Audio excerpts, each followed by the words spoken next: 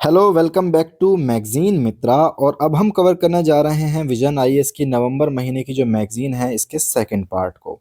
तो इससे पहले का अगर आपने पार्ट नहीं देखा है तो आप इस वीडियो के बाद उसको जाकर देख सकते हैं। ऐसी कोई ज़रूरी नहीं है कि पहले आप उसे देखें। Polity and GOV. और इसके अलावा इसके साथ में ही हम सितंबर, अक्टूबर और नवंबर इन तीनों की मैगजीन को स्टार्ट करके चल रहे हैं। और जब हमारे पास पीटी 365 होगी तो हम वो भी कवर करेंगे। तो चलिए शुरू करते हैं। तो हमारा पहला आर्टिकल है बढ़ता वैश्विक परमाणु जोखिम और निरस्त्रीकरण के प्रति भारत का दृष्टिकोण। तो चर्चा में क्यों है? चर्चा में इसलिए है क्योंकि अमेरिका के जो राष्ट्रपति हैं ट्रम्प, तो उन्होंने कहीं ना कहीं परमाणु हथियारों के परीक्षण के लिए फिर से शुरू करने की घोषणा कर दी है कि देखिए भाई, हम फिर से दुनिया में परमाणु परीक्षण करने जा रहे हैं। कई दशकों से हमने एक कोशिश की थी कि ऐसे जो परमाणु प्रसार है उसको रोका जा सके और निरस्त्रीकरण का प्रयास किया जा सके। तो इस प्रयास को ये कहीं ना कहीं कमजोर करेगा। तो सर जी, हो क्या रहा है कि बढ़ते परमाणु जोखिम हो रहे हैं, यानी पूरी दुनिया में कहीं ना कहीं परमाणु युद्ध होने का खतरा बन रहा है। तो इसके पीछे के कारक क्या हैं, समझते हैं। सबसे पहला है जियो पॉलिटिक्स का जो टेंशन है वो, यानी भू राजनीतिक तनाव। देखो भाई, इंडिया की जंग बज रही है पाकिस्तान के साथ में, ईरान की बज रही है इजराइल के साथ में। और इजराइल भी देखो, इस ज़्यादातर इनमें एक कम से कम एक देश ऐसा है जो न्यूक्लियर कैपेबल है। रसिया की बज रही है यूक्रेन के साथ में, रसिया की बजने वाली है यूएसए के साथ में, अमेरिका के और होने वाली है ईयू के साथ में। तो पूरी दुनिया में अब ऐसा संकट हुआ रखा है ना कि जो परमाणु हमले हैं या परमाणु युद्ध का संकट बना हुआ रखा है हमारे सर के ऊपर। तो ये ऐसा कहीं ना कहीं क्या होता है, अगर देशों के बीच में संघर्ष बढ़ते हैं तो राज्यों को परमाणु सुरक्षाकरण और तत्परता की ओर अग्रसर करते हैं। क्या ऐसे हमारे पास कोई डेटा फैक्ट है या हम ऐसे ही बकलोली पेल रहे हैं? सबसे पहले सिपरी की वार्षिक रिपोर्ट है जो कहती है कि देखिए भाई, जो एक्टिव वॉर हेड्स है ना, उनकी संख्या में हर साल वृद्धि होती जा रही है। इसके अलावा सैद्धांतिक अस्पष्टता, जैसे भारत का एक सिद्धांत है कि हम किसी के ऊपर न्यूक्लियर हमला कब करेंगे कब नहीं करेंगे। तो दुनिया में इसमें परमाणु प्रतिक्रिया को लेके इसकी सीमा पर स्पष्टता कहीं ना कहीं है नहीं। तो इससे क्या होता है, परमाणु संकट का एक तरह से उत्पन्न होना बनता है। एग्जाम्पल के लिए सपोज करो किसी देश की जो परमाणु कमांड सिस्टम है उस पर साइबर हमला हो जाता है, तो इसके बदले में जवाबी कार्रवाई क्या करेंगे देश? तो इसको लेकर के बहुत ही अनिश्चितताएं हैं। इसका अगला है संधि व्यवस्था का विघटन। देखो, हो क्या रहा है, पहले जब हमने परमाणु बम हम दुनिया में ले आए थे तो उसके बाद में काफी सारी ऐसी संधि चलाई थी कि देखिए भाई, नंबर एक, हम परमाणुओं का प्रसार होने से रोकेंगे, हम परमाणु को परीक्षण नहीं करेंगे। तो इससे कहीं ना कहीं क्या है ना, जो संधि व्यवस्था है ये घटता आ रहा है, खत्म होता जा रहा है। और जब खत्म होता जाएगा तो तनाव और बढ़ सकता है। एग्जाम्पल के लिए अगर हम देखें तो जो आईएनएफ संधि है अमेरिका और रशिया की, तो इसका उल्लंघन हो चुका है। बाकी ईरान का जो परमाणु समझौता है उससे अमेरिका का पीछे हटना, तो ये चीजें बताती हैं। इसके अलावा एक अगला कारण है तीव्र डिलीवरी सिस्टम। यानी हो क्या रहा है, आज के समय में जो भी हम हथियार बना रहे हैं उसकी दो चीजों पर ध्यान देते हैं। एक तो फास्ट रिएक्शन हो, दूसरा मास लेवल पे डिस्ट्रक्शन हो। है ना, इसका मतलब क्या है, तेजी से हथियार काम करे और ज़्यादा से ज़्यादा एरिया को घेरे और उसको एक्सप्लोड कर दे। तो इससे भी क्या हो रहा है, ये जोखिम बढ़ जाता है। नई मिसाइल प्रौद्योगिकियां निर्णय लेने के समय को कम कर देती हैं और गलत पहचान जोखिम को बढ़ाती हैं। एग्जाम्पल के लिए हाइपरसोनिक मिसाइल देशों के लिए प्रतिक्रिया समय को कम कर देती हैं, जिससे त्वरित तनाव वृद्धि का जोखिम बढ़ता है। हाइपरसोनिक मिसाइल क्या है, इसे हम अगर डिफेंस या सिक्योरिटी से रिलेटेड कुछ और चीज़ें पढ़ेंगे तो उसमें पढ़ेंगे डिटेल में। हाइपरसोनिक क्या होती हैं, सुपरसोनिक क्या होती हैं, क्रूज मिसाइल क्या होती हैं, बैलिस्टिक मिसाइल क्या होती हैं, इन सब पे बात करेंगे। तो क्रूज और बैलिस्टिक के ऊपर तो प्रीलिम्स में क्वेश्चन भी बन चुका है ना, इनकी तुलना के ऊपर। आगे पढ़ते हैं चुनौतीपूर्ण चेतावनी का जोखिम। तो होता क्या है कि कहीं ना कहीं प्रारंभिक चेतावनी प्रणालियों में अगर त्रुटि हो जाए तो उनसे भी आकस्मिक संघर्ष उत्पन्न हो सकता है। फॉर एग्जाम्पल, भारत की ब्रह्मोस मिसाइल गलती से छूट के पाकिस्तान के किसी एरिया में गिर पड़े तो पाकिस्तान इसे युद्ध डिक्लेयर कर दे, फिर पाकिस्तान हमारे ऊपर डाले। तो इससे कहीं ना कहीं क्या होगा, देशों के बीच में एक न्यूक्लियर कहीं न कहीं वॉर होने का भी खतरा बन सकता है। फॉर एग्ज़ाम्पल 1983 की सोवियत त्रुटिपूर्ण चेतावनी की घटना। इसके अलावा क्या हो रहा है, हमने जो शुरू में मिसाइल सुनी थी कि भाई हम क्या करते हैं, सरफेस टू एयर मिसाइल बना रहे हैं हम, एयर टू सरफेस मिसाइल बना रहे हैं, एयर टू एयर मिसाइल बना रहे हैं। पर हमने पिछले समय में कुछ देखा है, खासकर अमेरिका जैसे को, कि अब खाली युद्ध की बात या हथियारों की बात लैंड तक या एयर तक सीमित नहीं रह गई है। अब स्पेस में भी हम कहीं न कहीं मिलिट्री का काम कर रहे हैं, सैन्यकरण कर रहे हैं। देखिए, हथियारों की प्रतिस्पर्धा का अंतरिक्ष तक विस्तार नई रणनीतिक अस्थिरता उत्पन्न कर सकता है। फॉर एग्जाम्पल अमेरिका बना रहा है स्पेस फोर्स, इसका विस्तार कर रहा है अपना। तो हमने देखा था ना, अगर आप मूवीज को फॉलो करते हैं तो टोनी स्टार्क यानी आयरन मैन जो है वो एक ऐसा सिस्टम बनाते हैं जिसमें स्पेस के अंदर हथियार भरे होते हैं, और दुनिया में जहां हथियारों की जरूरत पड़ती है वो स्पेस से हथियार अपने आप आर्टिफिशियल इंटेलिजेंस का यूज करके जमीन पे पहुंच जाते हैं। आगे क्या है, एआई का सशस्त्रीकरण। मतलब देखो भाई, जब आप इकोनॉमी की करंट अफेयर पढ़ेंगे तो एआई पढ़ेंगे, जब आप गवर्नेंस पढ़ेंगे तो भी आप एआई पढ़ेंगे। तो एआई देखो अब तो कुछ समय तक चर्चा में रहने वाला है, कहीं ना कहीं मेंस के क्वेश्चन भी इससे रिलेटेड आपको दिखेंगे कि हम आपको ये पता होना चाहिए कि एआई का किस क्षेत्र में क्या यूज है। तो कहीं ना कहीं सैन्य प्रणालियों में अगर हम एआई को लेके आ रहे हैं तो निर्णय प्रतिक्रिया तेज हो जाती है, कई बार तो गलत व्याख्या हो जाती है ना, जिसे हम ब्लैक बॉक्स बोलते हैं कई बार। तो इससे भी क्या होता है, परमाणु तनाव का जोखिम बढ़ सकता है। तो साहब ये बताओ, क्या जो हम परमाणु हथियारों की बात कर रहे हैं, क्या इनसे इनको अब तक कैसे रुकी हुई थी, क्या इनसे रिलेटेड कोई संधि या पहले हैं? बिल्कुल पहले हैं। तो पहली हमारी जो संधि है वो है परमाणु अप्रसार संधि। बेसिकली इसका मतलब हुआ कि परमाणु हथियारों का प्रसार नहीं करने देना है। तो इससे क्या होगा, निरस्त्रीकरण को बढ़ावा मिलेगा। तो सोचने वाली बात है, इतनी बढ़िया संधि है तो हमारा भारत इसका सदस्य बिल्कुल होगा? बिल्कुल नहीं है। क्यों नहीं है साहब? इसका कारण मैं स्पष्ट कर दूं तो देखो, बात ऐसी है कि P5 जो कंट्रीज हैं, यानी जिनकी यूएनएससी में, यूनाइटेड नेशंस सिक्योरिटी काउंसिल के अंदर परमानेंट सीट मिली हुई है, ये कहता है कि वो लोग तो परमाणु हथियार रख सकते हैं, वो लोग परमाणु हथियार रख सकते हैं, लेकिन बाकी के जो देश हैं उनको परमाणु हथियार रखने की मतलब परमिशन नहीं है। तो ये कहीं ना कहीं इंटरनेशनली एक भेदभाव को क्रिएट करती है, इसलिए भारत इसका समर्थन नहीं करता।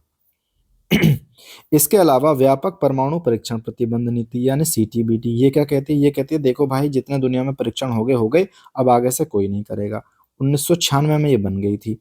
तो होता क्या है, हम इसको भी साइन नहीं करते। आपने देखा होगा परमाणु द पोखरण स्टोरी एक मूवी थी, तो उसमें जो स्माइलिंग बुद्धा के नाम से भारत का जो पहला परमाणु परीक्षण होता है, वो कहीं ना कहीं बड़े दुबक दुबक के हमने किया। क्यों? इसलिए किया था, हम इस पे हस्ताक्षर नहीं करते। इसके अलावा अगला है परमाणु हथियार निषेध संधि।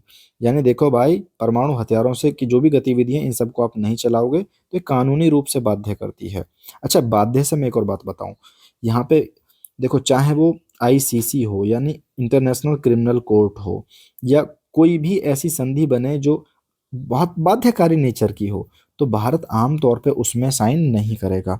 इसका कारण क्या है भैया? अच्छा, ऐसा भी नहीं है कि 100% बात है, कुछ चीजें हो सकती हैं, है ना। तो इसके पीछे कारण ये है कि अगर हम इंटरनेशनल लेवल पे किसी ऐसी संधि पर हस्ताक्षर कर देते हैं, कौन सी पे, जो बाध्यकारी हो, तो इससे हमारी कहीं ना कहीं डिसीजन लेने की पावर जो है वो घट जाती है किसी और के कारण। इसे ही पॉलिटी की भाषा में बोलते हैं संप्रभुता, यानी हमारी संप्रभुता को ठेस पहुंचेगी, इसलिए भी हम ऐसा नहीं करते हैं। तो आगे से पढ़ते समय ध्यान देना कि जितनी भी बाध्यकारी टाइप की संधि है ना, भारत उनसे बच के ही रहता है। तो भारत ना तो आपका एनपीटी का पार्ट है, ना सीटीबीटी का पार्ट है, ना टीपीएनडब्ल्यू का पार्ट है। इसके अलावा हम कुछ सम्मेलन कराते हैं, निरस्त्रीकरण को लेकर सम्मेलन चलते रहते हैं, इसको लेकर एक अपना कार्यालय है। इसके अलावा परमाणु ऊर्जा एजेंसी है जो कि कोशिश करती है कि देखो भाई, जो परमाणु एनर्जी का ही मतलब हम इसका यूज एनर्जी बनाने में करें, ना कि युद्ध के लिए काम करें। इसके अलावा एक और है भविष्य के लिए समझौता 2024, यानी पूरी तरह से परमाणु का विनाश करो, और कैसे हम करते हैं, कर सकते हैं, इसको लेके है। एक बात बताओ भैया, बहुत देर से आप परमाणु निरस्त्रीकरण निरस्त्रीकरण निरस्त्रीकरण पढ़ते जा रहे हो, मतलब क्या है इसका? तो सुनो भाई, हमारा उद्देश्य देखो, जिस दिन से परमाणु बम बना, वैसे बनाने वाला भी कहीं ना कहीं परेशान था बना के। तो आप ओपनहाइमर मूवी देखी है आपने, तो आप समझते होंगे इस चीज को क्या है। देखो मैं बढ़िया बढ़िया मूवी रिकमेंड करता रहूंगा आपको, जाके देखना, यूपीएससी में भी फायदा करेगी तुम्हें।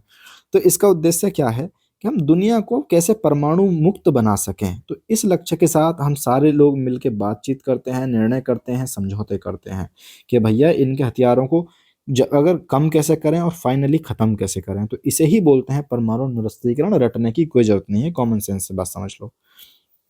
मुख्य मुद्दे, कुछ मुद्दे भी हैं क्या चर्चा में? बिल्कुल मुद्दे हैं। सबसे पहले है अप्रभावी वैश्विक मंच। हमने जो ये भी एनटीपीटी सीटीपीटी जो भी बना रखे हैं ना, ये कहीं ना कहीं इनकी प्रगति अब तक हमने देखी है कि बहुत ही सीमित रही है, कुछ दुनिया पे खास फर्क पड़ा नहीं है। तो इन पे कहीं ना कहीं विश्वास जो है ना, वो बहुत कम है। एग्जाम्पल के लिए अगर हम देखें, तो जो निरस्त्रीकरण सम्मेलन दशकों से ठहराव सा हुआ पड़ा है। इसके अलावा हम देखते हैं संधि में कमियां। कमियां कैसे? तो देखो, इनमें कुछ ना कुछ अस्पष्ट प्रावधान है। इससे होता क्या है कि लोग अपने जितने भी देश हैं ना, वो कह रहे यार कौन परमाणु हथियारों को नष्ट करेगा, अपने छोड़ो ना भाई। उनसे उन अवसरों से बचने की कोशिश करते हैं। क्यों? कौन सा है ऐसा स्पष्ट प्रावधान? फॉर एग्जाम्पल, जब हम एनपीटी की बात करते हैं, तो उसमें कठोर समय सीमा कोई है ही नहीं कि भाई आपको तब तक अपने हथियारों को मुक्त कर देना है। इसके अलावा अब हम आगे पढ़ते हैं, समझौते से बाहर निकलना। देखो भाई, ऐसे समझौतों से आम तौर पे हटना बहुत ही आसान है। तो अगर एक हट जाता है तो बाकी भी हट जाते हैं। तो इससे क्या होता है, जो इंटरनेशनल स्टैंडर्ड्स हैं वो वीक पड़ जाते हैं।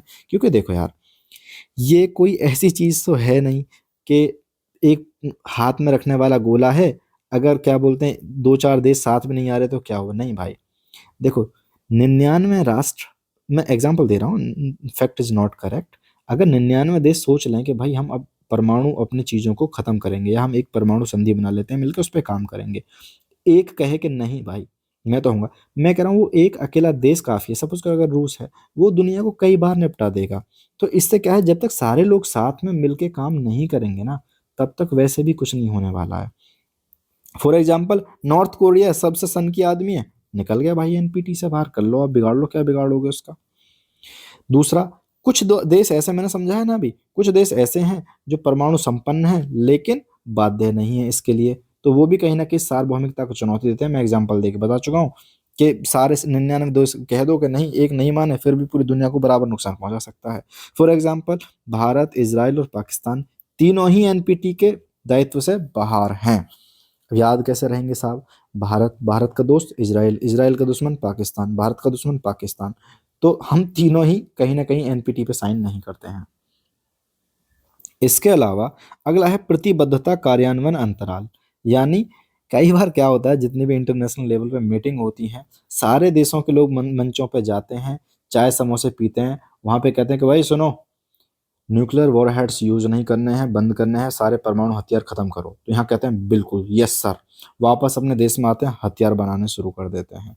फॉर एग्जाम्पल, रूस है, एनपीटी का समर्थन करता है भाई बराबर, लेकिन बराबर अपने हथियार भी मॉडर्नाइजेशन कर रहा है, एक के बाद एक चीजें कर रहा है ना। तो क्या ही फर्क पड़ेगा इससे पॉलिसी पे। इसके अलावा परमाणु प्रतिरोध पर निर्भरता। देखो यार, कई बार ऐसा हो जाता है कि कुछ चीज़ें हम बाई चॉइस नहीं करते, मजबूरी में करते हैं। कई बार क्या होता है कि हमें अपने, कई देश रणनीतिक संतुलन बनाए लेके क्या क्या करते हैं, कैसे कि सपोज करो यार, रशिया है, रशिया सोच ले कि भाई नहीं, हम खत्म करते हैं अपने परमाणु बम वगैरह। तो नाटो इतने बड़े लेवल पे इसको नुकसान पहुंचा सकता है कि इसे फिर भी अपना जो परमाणु प्रतिरोध है उसे बनाए रखता है कि नहीं भाई। नाटो में आपको पता है ना कितने सारे देश हैं, ये सारे मिलके चाहें तो रशिया पे अटैक कर सकते हैं। तो इसे इसे भी कहीं ना कहीं रहता है कि देखो भाई मेरे पास एटम है, मार दूंगा। ये सपोज मतलब ठीक है, दूसरे सेंस में सोच के देखो कि अगर पाकिस्तान के पास में एटम बम ना होता, तो हमने ऑपरेशन सिंदूर में इसकी क्या हालत करी होती। तो कहीं ना कहीं अपनी चीजों को बचाए रखने के लिए भी लोग, देश जो है, परमाणु हथियारों का यूज करते हैं। इसके अलावा वितरण प्रणालियों के लिए बाध्यकारी नियम है नहीं। तो कहीं ना कहीं जो भी इनका कानूनी फ्रेमवर्क है वो एक अनुपस्थिति है। तो इससे भी कहीं ना कहीं पूरा जो मिसाइल बनाने का सिस्टम है उसमें कंपटीशन चलता रहता है। तो साहब ये बताओ, ये सारी तो चीज हो गई, पर मेन आर्टिकल है कि भारत का रुख क्या है इस पे, उसके बारे में तो कुछ बात कर लो। बिल्कुल करेंगे। देखो भाई, हमारा सिंपल सिद्धांत, शॉर्ट में अगर मैं तुम्हें समझाऊं, तो देखो भाई, अगर आपको परमाणु हथियार खत्म करने हैं ना, पूरी दुनिया से मिटा दो, हम भी मिटा देंगे, हमें कोई दिक्कत नहीं, हमें तो नहीं रखने।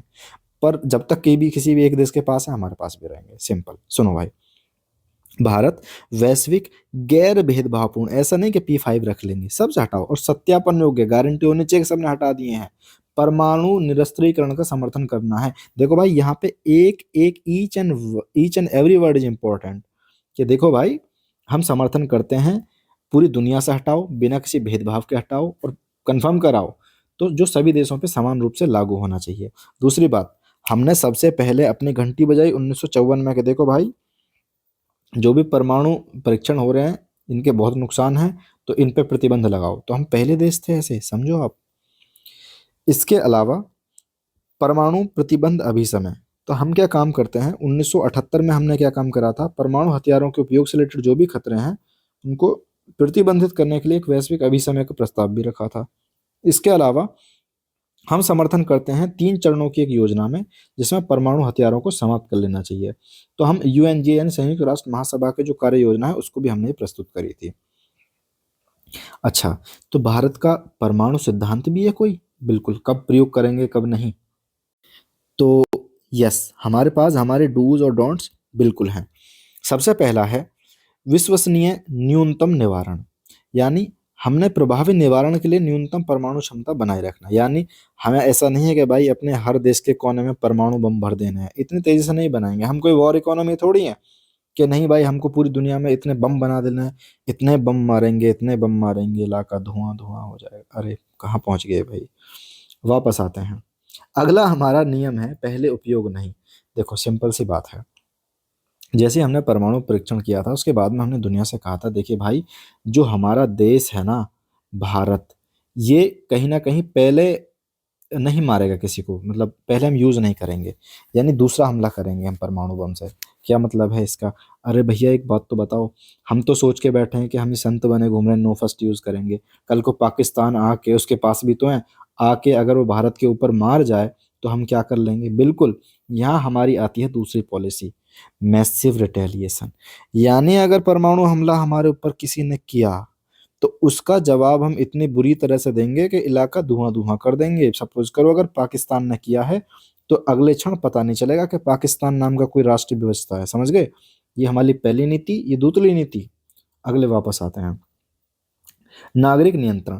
देखो यार, हमारे देश में ना किसी तानाशाह की सरकार नहीं चलती है। क्यों? क्योंकि हमारे जो परमाणु हथियार है ना, उन पे कहीं ना कहीं जो नागरिक नेतृत्व वाली सरकार है, उसका अधिकृत है, वो अधिकृत है इस सब का यूज करने के लिए, कोई तानाशाह नहीं बैठा है। इसके अलावा गैर परमाणु संपन्न देशों की सुरक्षा, तो हम क्या काम करते हैं, देखो सपोज करो कल को नेपाल है, भूटान है, म्यांमार है, इनके साथ में हमारे कोई कॉन्फ्लिक्ट हो जाते हैं, तो हमारी पॉलिसी जो है ना, बहुत ही क्लियर है, कि देखिए भाई, हम किसी ऐसे राष्ट्र पे परमाणु हमला नहीं करेंगे जिसके पास परमाणु हथियार है ही नहीं। समझे? फिर कहाँ यूज करेंगे? बिल्कुल, हम यूज करेंगे गैर परमाणु पर प्रतिक्रिया, कि भाई आपने क्या काम किया, यहाँ पे था कि पहले उपयोग नहीं करेंगे, पर आपने परमाणु हथियार तो नहीं मारा, पर आपने जैविक हथियारों का यूज किया। सपोज करो चाइना ने फेंक के कोविड जैसा एक वायरस बना दिया पूरे देश को उड़ाने के लिए, पाकिस्तान, हालांकि पाकिस्तान में इतने अनपढ़ लोग हैं, वो जाहिल कहाँ कोई वायरस बनाएंगे, तो उन्होंने कुछ ऐसा चीज बना दी और हम पे हमला कर दिया कि हमारी पूरी जनता समाप्त होने को तैयार बैठी है भाई। तो बिल्कुल हमारे पास एक विकल्प सुरक्षित है परमाणु हमले का। इसके अलावा हमारी एक प्रतिबद्धता है कि देखो भाई, हमने बना लिया है, रख लिया है, पाकिस्तान की तरह खिचड़ी नहीं बांटेंगे कि आओ सऊदी जी डिफेंस पैक्ट शामिल कर लेते हैं, तुर्की जी डिफेंस पैक्ट मतलब हस्ताक्षर कर लेते हैं। तो हम ऐसा कुछ नहीं करने जा रहे हैं। हमारा सिंपल है कि भाई हमने बना लिया, रखेंगे, सख्त नियंत्रण लागू करेंगे। इन सब के, 1 2 3 4 5 6, इन सब के होते हुए भी हम कहते हैं कि देखो भाई, परमाणु मुक्त विश्व का दृष्टिकोण हमारे पास है, पूरी दुनिया को परमाणु मुक्त बिल्कुल होना चाहिए, और हम भी साथ में बैठे हैं, समर्थन करते हैं इस चीज का। तो क्या वैश्विक संधियों पे क्या कहते हैं, हम समझते हैं। अरे इसको मैं समझा चुका हूँ ऑलरेडी। एनपीटी, यानी इस पे भी भारत इसका विरोध करता है, क्योंकि ये केवल क्या कहती है, पांच पांच देशों को कहती है कि भाई तुम हथियार रखो, बाकी नहीं रखेंगे। सीटीबीटी कहती है कि भाई कोई प्रतिबंध है, मतलब परीक्षण ही नहीं करेगा, तो भारत ने इस पे भी हस्ताक्षर नहीं किए हैं। टीपीएनडब्ल्यू, इस पे भी हम ऊपर डिटेल में बात कर चुके हैं। इसको भी जो भारत है उसका समर्थन नहीं करता है और कहीं न कहीं कहता है क्योंकि भाई प्रभावी मानदंड जो है उसका अभाव है। तो मित्रों अब हमारा दूसरा आर्टिकल है G2। अरे! ये क्या है? कहीं 20 तो नहीं लिखना था? नहीं भाई सही सुन रहे हो G2 ही है। G7 सुना होगा, G8 सुना होगा, G20 सुना होगा। क्या अरे भाई गलत प्रिंट नहीं करा, समझो भाई। होता क्या है दक्षिण कोरिया का जो बुसान है, बिल्कुल ये वही है बुसान है जिसके नाम पे एक पूरी मूवी बनी हुई है, ट्रेन टू बुसान, है ना? तो उसमें मीटिंग हुई थी एपेक शिखर सम्मेलन। तो अमेरिका के राष्ट्रपति पहुंचते हैं, वहाँ पे चीन के भी पहुंचते हैं चिंगपिंग। तो वो बैठते हैं दोनों और बैठ के बात करते हैं, कहते हैं भाई वो मतलब इसमें फिर ये बोलते हैं जो अमेरिका के राष्ट्रपति हैं कि भाई अब से ना हम एक संगठन बनाएंगे जिसका नाम है G2। यानी दुनिया में दो ही देश काम करेंगे, कौन कौन से, ये मतलब दो ही देश हैं जो तगड़े वाले देश हैं, अमेरिका और चीन, बाकी तो सब फीके बैठे हुए हैं। तो चलो इसकी पृष्ठभूमि समझते हैं। सबसे पहला हुआ क्या, अमेरिका और चीन के बीच में जो ट्रेड वॉर चल रहा था ना, व्यापारिक युद्ध चल रहा था, उसकी पृष्ठभूमि कहीं ना कहीं इस पे काम करती है। देखो मैं तुम्हें समझाने की कोशिश करूंगा, पहले अगला पॉइंट पढ़ लेते हैं। तो बैठक के परिणाम स्वरूप क्या होता है, एक अस्थायी व्यापारिक समझौता हुआ। इस समझौते में क्या कहते हैं, चीन पर अमेरिकी टैरिफों में कमी कर दी गई और चीन द्वारा अमेरिका को दुर्लभ धातुओं के निर्यात में थोड़ा ढील दी गई है। मैं यहाँ पे तुम्हें एक छोटी सी कहानी सुनाऊंगा जिससे तुम्हें चीजें कवर हो जाएंगी। देखो हो क्या रखा है, अमेरिका की एक नीति है काटसा, है ना, ऐसे ही लिखते हैं आई थिंक इसे। उसमें क्या होता है, अमेरिका ऐसे देशों पर टैरिफ लगा देता है जो चीन नहीं, जो ईरान, रसिया या वेनेजुएला वगैरह से अगर कोई भी तुम ऑयल वगैरह परचेज कर रहे हो तो रसिया अमेरिका तुम्हें अपने यहाँ की मार्केट को यूज़ करने नहीं देगा और तुम पे मास लेवल पर टैरिफ लगा देगा। ये इसने सेम काम किया था चीन के साथ में। जैसे आज हमें इंडिया को धमकी मिल रही है ना कि 100% टैरिफ लगेगा, 500% टैरिफ लगेगा भाई। तो टैरिफ मिनिस्टर जो हैं, टैरिफ प्रेसिडेंट जो हैं, इन्होंने चीन को भी सेम ही धमकी दी थी। लेकिन चीन तो ठहरे चीन साहब, इनके पास चीन की एक बहुत बड़ी पावर ये है कि 80 से 90% जो आपके रेयर अर्थ मिनरल हैं, दुर्लभ धातु हैं, इनको कंट्रोल में करता है चीन। अब इनकी ज़रूरत क्यों पड़ती है, इनकी ज़रूरत पड़ती है आपके डिफेंस का सामान बनाने में, आपको ग्रीन एनर्जी बनानी है तो उसमें कई जगह। तो ये बहुत ही मतलब कीमती चीज़ है, अभी के लिए आप ऐसे समझ लो इसको, साइंस टैग में हम डिटेल में पढ़ लेंगे। तो इसने क्या काम करा, जो भी चीन से अमेरिका को जा रहा था ये, उस पे लगा दी रोक बहुत बड़े लेवल पे। तो अमेरिका कहीं न कहीं घुटने पे आ गया और कहता नहीं, नहीं हम तो मज़ाक कर रहे थे साहब, आप हमें एक काम करो, निर्यात में थोड़ी-सी ढील दो और हम आप पे टैरिफ में कमी कर देते हैं। ये कहानी थी। अब ये आर्टिकल आपको आई थिंक समझ में आ गया होगा। तो ये तो डोनाल्ड ट्रंप की नीति है, जैसे कि पहली में जाकेंगे, अरे नहीं तुम तो बहुत बढ़िया हो भाई, तुम जैसा महान आदमी कौन है? You are a great leader. तो क्या G2 अभी सामने आया है या इससे पहले भी किसी ने बात करी है? बिल्कुल। इससे पहले 2005 में एक अर्थशास्त्री थे सीफ्रेड बर्गस्टेन, इन्होंने ये नीति प्रस्तावित की थी। आपको मोटा-मोटा पता होना चाहिए, अगर ऐसी लाइन अगर आप जाके फेंक के मारते हैं उसमें मेंस में तो हो सकता है थोड़े मार्क्स एक्स्ट्रा मिल जाए इससे। तो यह शब्दावली चीन को कहीं न कहीं एक महान शक्ति के रूप में औपचारिक मान्यता देती है और कहती है कि भाई देखो सुनो, अमेरिका और चीन साथ में अगर बैठ जाएँ तो पूरी दुनिया में आर्थिक स्थिरता ला सकते हैं। ग्लोबल वार्मिंग वगैरह जो भी दुनिया भर के मुद्दे हैं, उनको हम साझा करके उन पे उनको सॉल्व कर सकते हैं। तो ये कहीं न कहीं क्या है कि वर्ल्ड का जो प्रभाव है वो 2 क्षेत्रों में विभाजित करता है। इससे पहले कौन हुआ करता था? रशिया। अब आप बात किसकी करने लग गए हैं? चाइना की। तो G2 द्विध्रुवीय व्यवस्था में निहितार्थ, देखो निहितार्थ क्या है समझते हैं। सबसे पहला देखो होता क्या है, वैश्विक द्विध्रुवीय व्यवस्था और रणनीतिक पुनर्संरेखण जो है, इससे एक दिक्कत ये होगी कि जो भी हमारा पूरा वर्ल्ड का सिस्टम चल रहा था ना अरेंजमेंट के, सबसे पहले अमेरिका है, फिर भाई अमेरिका की टक्कर देता है रसिया, तो इससे चीन और अमेरिका लगभग बराबर आ जाते हैं और अमेरिका चीन के सहयोग को प्राथमिकता मिल जाती है और बेचारे जितने भी बचे हुए EU हुआ, रूस हुआ, भारत हुआ, जापान हुआ, इनको सबको साइड फेंक दे, तू कौन बे, मैं खामोखा। चीन के लिए आर्थिक लाभ, चीन के लिए तो फायदा ये है कि भाई ये बड़े लेवल पे निर्यात करेगा तो इसका कहीं ना कहीं होगा फायदा। तो और इसके दम पे ये कहीं ना कहीं अपने सौदेबाजी करेगा, खुद पे टैरिफ कम करा लेगा और उसका आत्मविश्वास तेजी से बढ़ेगा। बाकी सुरक्षा आश्वासनों को क्षरण, देखो चक्कर क्या है कि अमेरिका आज के टाइम पे मैं कैसे बताऊँ, ये अमेरिका जो है आज के टाइम पे अच्छा सपोर्ट करता है जो चाइना के देश में बगल में देश है ताइवान। तो ताइवान को बढ़िया सपोर्ट करता है। सपोज करो अगर चाइना और अमेरिका ही आपस में दोस्त हो जाएंगे तो इस बेचारे का क्या होगा, कल को चीन तो इस पे कब्जा कर लेगा। तो समझ में आ रही है। तो इससे अमेरिकी सैन्य उपस्थिति कम हो सकती है, जिससे सुरक्षा प्रतिबद्धताएं कमजोर हो जाएंगी G2 अगर बन जाता है तो। इसके अलावा भारत अमेरिकी संबंध जो है उनमें पहले ही तनाव हो रखा है और ज्यादा तनाव हो जाएगा। क्यों? क्योंकि भारतीय वस्तुओं पे क्या हो जाएगा, टैरिफ और बढ़ जाएगा।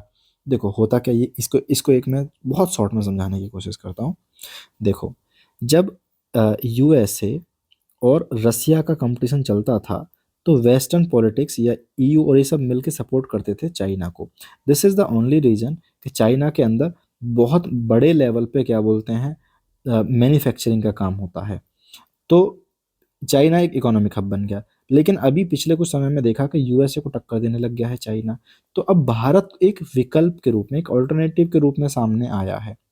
पर अगर इन देशों के संबंध अच्छे हो जाते हैं तो भारत जो एक अल्टरनेटिव के रूप में आया है ना, और मैन्युफैक्चरिंग, मेक इन इंडिया, ये सब हम कर रहे हैं, तो उसको कहीं ना कहीं नुकसान पहुंचेगा और उस पर टैरिफ लगता रहेगा। तो हम कहीं ना कहीं कंपटीटर नहीं रह पाएंगे। इसके अलावा हमने पिछले कुछ समय में देखा है, देखो कि हम क्या करते हैं, चीन को संतुलित करने के लिए हमने एक अमेरिका के साथ में संगठन बनाया हुआ है, क्वाड। क्वाड में कौन कौन से देश हैं आपके? सबसे पहले यूएसए, इसके अलावा आपका ऑस्ट्रेलिया ऑस्ट्रेलिया और जापान और इंडिया। तो ये 4 लोग हैं। इसको देखा जाता है ऐसे कि हम चीन को काउंटर करने के लिए बना रहे हैं। पर अगर ये खुद ही यूएसए जाके चाइना के साथ मिल जाएगा तो हमारी जो भारत और अमेरिका की जो साझेदारी है ये अनिश्चित हो जाएगी। फॉर एग्जाम्पल अभी भी हम देख रहे हैं कि जैसे इंटरेस्ट इसका बढ़ा है चाइना में, तो क्वाड का स्थगन होने लग गया है। अब क्वाड बहुत इंपॉर्टेंट नहीं रह गया है। वैसे मैं, अगर तुम, मुझे नहीं पता ये वीडियो कब देख रहे हो, पर मैं जनवरी की न्यूज़ बताता हूँ कि अभी क्या हुआ है। अमेरिका और भारत के संबंध जो गिरे हैं वो इस हद तक गिर चुके हैं कि अमेरिका आईएसए से, यानी इंटरनेशनल सोलर अलायंस से भाग गया है, यानी हट गया है और बहुत ही बदतमीजी करके हटा है। ये बनाया किसने था? ये इंडिया और फ्रांस ने मिलके साथ में बनाया था। ठीक है, तो ये आप अपडेट कर लेना। बाकी 3-4 महीने बाद तो ये विजन की पीटी में अपडेट होकर आएगी ही। और दोस्त, अगर तुमने अभी तक यहाँ तक आ गए हो सुनते हुए, और अभी तक तुमने चैनल को सब्सक्राइब नहीं करा है, तो इसको सब्सक्राइब कर दो। और अगर वीडियो में मजा आ रहा है तो यार लाइक कर दो। कुछ शिकायतें हैं, ये लग रहा है कि नहीं भाई बहुत स्लो पढ़ा रहे हो, तो 2x 4x 3x जितने पे मन करे उतने पे देखो भाई, है ना। बात यह है कि मेरा थोड़ा हौसला बढ़ेगा और मुझे मोटिवेशन मिलेगा कि मैं और अच्छे से चीज़ों को समझाने की कोशिश करूंगा। वरना यार ये जो मैगजीन है ना, इसमें मगजमारी करना बहुत, खुद से एक बार आप पढ़ के आपने देखा होगी, कोशिश करके देखी होगी, होता नहीं है। इससे ऊपर से हिंदी मीडियम में इतना अच्छे से कोई मैगजीन करा भी नहीं रहा है। और कई बार मैं कोशिश करता हूँ कि इसमें जो भी चीज़ दी हुई है, फॉर एग्जांपल क्वाड के बारे में, तो मैं इनके बारे में डिटेल में आपको बताता रहता हूँ। इससे कहीं ना कहीं आपका रिवीजन एक तरह से होता चलता रहता है, आपको रहता है कि हाँ भाई ये ठीक है। तो अगर आपको मेरी मेहनत पसंद आ रही है तो लाइक करो और ये करो, मुझे मोटिवेट करो। चलो आगे चलते हैं, बहुत मोटिवेट हो लिया। तो G2 के गठन को सीमित करने वाले कुछ निर्धारक हैं, बिल्कुल साहब। तो ये ऐसी कौन सी पॉसिबिलिटीज हैं कि G2 जो है बन नहीं सकता? समझो। सबसे पहला है राजनीतिक और वैचारिक मतभेद। देखो भाई, अमेरिका है लोकतंत्र, उदारवादी व्यवस्था वाला है, ऊपर से कैपिटलिस्ट है। और चीन जो है वो संप्रभुता और क्या बोलते हैं, राज्य के नेतृत्व वाले विकास को प्रति मतलब प्राथमिकता देता है। इसमें क्या है, ये है कम्युनिस्ट टाइप। तो इनकी जो व्यवस्था है ना वो एक तरह से भिन्न है। तो ये साथ में कैसे चल पाएंगे, ये सोचना बड़ा कठिन काम है। इसके अलावा आपसी अविश्वास और प्रतिबद्धता। देखो मैंने हम बताया था ना ऊपर, ताइवान की स्थिति क्या है। तो ताइवान को सपोर्ट करता है अमेरिका, और कहीं ना कहीं चीन के साथ इसका चलता है ताइवान का विवाद, इनकी 50-50 हो रखी है। तो इनके साथ व्यापार, युद्ध, तकनीकी प्रबंधन जैसे इनके मुद्दे हैं। तो कहीं ना कहीं इनमें क्या होता है, आपस में विवाद होने की संभावना होती है। तो ये जो है ना, ये प्रतिस्पर्धा है इन लोगों के बीच में, कंपटीटर हैं आपस में, पार्टनर नहीं है। तो इनमें कहीं ना कहीं पहले से विश्वास की कमी है। तो क्या रे G2 बनेगा तू? चीन द्वारा अवधारणा की अस्वीकृति। इसमें क्या है कि ये सारी डिबेट ही खत्म हो गई। डोनाल्ड ट्रंप ने बोला कि भाई G2 बनाएंगे हम। चीन बोलता है नहीं भाई, हमें कोई G2 नहीं चाहिए, हमारे असली मित्र तो ब्रिक्स वाले हैं, SCO वाले हैं, तुम हमें चाहिए ही नहीं बे। तो ये कहता है कि भाई हम बहुपक्षवाद को प्राथमिकता देते हैं। तो समझो भाई, तो अमेरिका के कनिष्ठ भागीदार के रूप में देखे जाने से कहीं ना बचता है कि नहीं भाई, हम भागीदार भागीदार कुछ नहीं है इसके, थोड़ा अलग ही हैं हम तुमसे अलग हैं, हम मत बोलो, वो मीम चलता है ना भाई। अच्छा, तो भारत के लिए क्या राह है साहब? भारत के लिए कोई सिंपल सी राह है कि देखो यार, हम किसी एक आदमी के पीछे लग्गू नहीं बनेंगे, ना रसिया के बनना, ना यूएसए के बनना, ना चाइना के बनना, और ना हमें किसी के नीचे काम करना है। हम हैं अपने स्वतंत्र देश राज। हम अपनी मर्जी से ब्रिक्स में बैठेंगे, जिसमें चाइना की ज़्यादा चलती है या रशिया की चलती है। हम अपनी मर्जी से क्वाड में भी बैठेंगे, जिसका नेतृत्व तो अमेरिका करता है। तो हम हैं सिंपल नॉन अलाइनमेंट वाले आदमी हैं यार हम। इसके अलावा आर्थिक और सुरक्षा साझेदारी में क्या करेंगे? सिंपल सी बात, सुविधाओं को कम करना है कि कल को हमें कोई टैरिफ टैरिफ करके ब्लैकमेल करे, इस सब को कम करके हम कहीं ना कहीं देशों के साथ में मुक्त व्यापार समझौता करेंगे और उस रणनीति को बदलाएंगे। जैसे फॉर एग्जांपल, अगर बहुत लंबे टाइम तक अमेरिका अ, नहीं करता है टैरिफ क्या बोलते हैं कम इंडिया पे से, तो इंडिया के सामने सीधा ऑप्शन है कि भाई हम बाकी देशों के साथ में ट्रेड रिलेशन इतने अच्छे कर लें कि हमें तेरे बाजार की जरूरत भी ना पड़े। इसके अलावा सहयोग को गहन करना कि देखो भाई, हम क्या करेंगे, जो हमारे जैसी विचारधारा वाले क्षेत्र हैं ना, देश हैं, उनको कहीं ना कहीं उनके साथ में हम सहयोग कैसे अच्छे कर सकते हैं राष्ट्रीय हितों को बढ़ाने के लिए, उस पर काम करेंगे। For example ASEAN. और मैं आपको यहाँ पे क्लियर कंफर्म कर दूं या क्लेरिफाई कर लूं कि भारत आसियान का कोई मेंबर नहीं है। हम केवल जाते हैं, बैठते हैं, चाय समोसे खा के आ जाते हैं। तो अगला हमारा जो आर्टिकल है वो है G20 शिखर सम्मेलन से रिलेटेड। अब तक क्या पढ़ा था? अब तक हमने पढ़ा था G2, अब इसके पीछे जीरो लगा दो, 20 हो गया। तो समझते हैं भाई इसका क्या चक्कर है।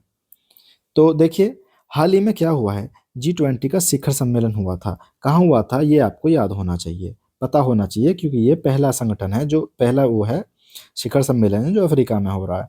तो इसकी थीम क्या थी ये भी बिल्कुल आपको पता होना चाहिए। हो सकता है 2 नंबर में सवाल प्रीलिम्स में पूछ ले। इसकी थीम थी SES, यानी सॉलिडेरिटी, इक्वालिटी और सस्टेनेबिलिटी। तो एकजुटता, समानता और स्थिरता इसकी थीम थी। ये तो हो गया रटने वाला डेटा, जो आप एक बार 2 बार पढ़ोगे तो हो जाएगा, दिमाग में हो जाता है हर चीज। बाकी देखो, सोचने वाली और एक फैक्ट इंपॉर्टेंट ये है कि ये पहला है जो अफ्रीका की धरती पे हुआ है आयोजित। क्यों साहब? क्योंकि जब भारत में आयोजित हुआ था ना G20, उस टाइम पे हमने इसको पहली बार एक सदस्य देश के रूप में बनाया था, तो पहला ही होगा ना। बिल्कुल साहब। इसके अलावा यहाँ पे जो इन्होंने एक दर्शन था उससे निर्देशित की थी, जैसे इंडिया में जो हुआ था तो हमने करी थी वसुधैव कुटुंबकम। तो हमने ये वाली नीति डाली थी। तो मुझे बताओगे, चलो आज एक सवाल भी पूछता हूँ, वसुधैव कुटुंबकम जो है ये कहाँ से लिया गया है? क्या किसी में हिम्मत है भाई? बताओ भाई, मैं लाइक दूंगा एक बढ़िया सा उसको।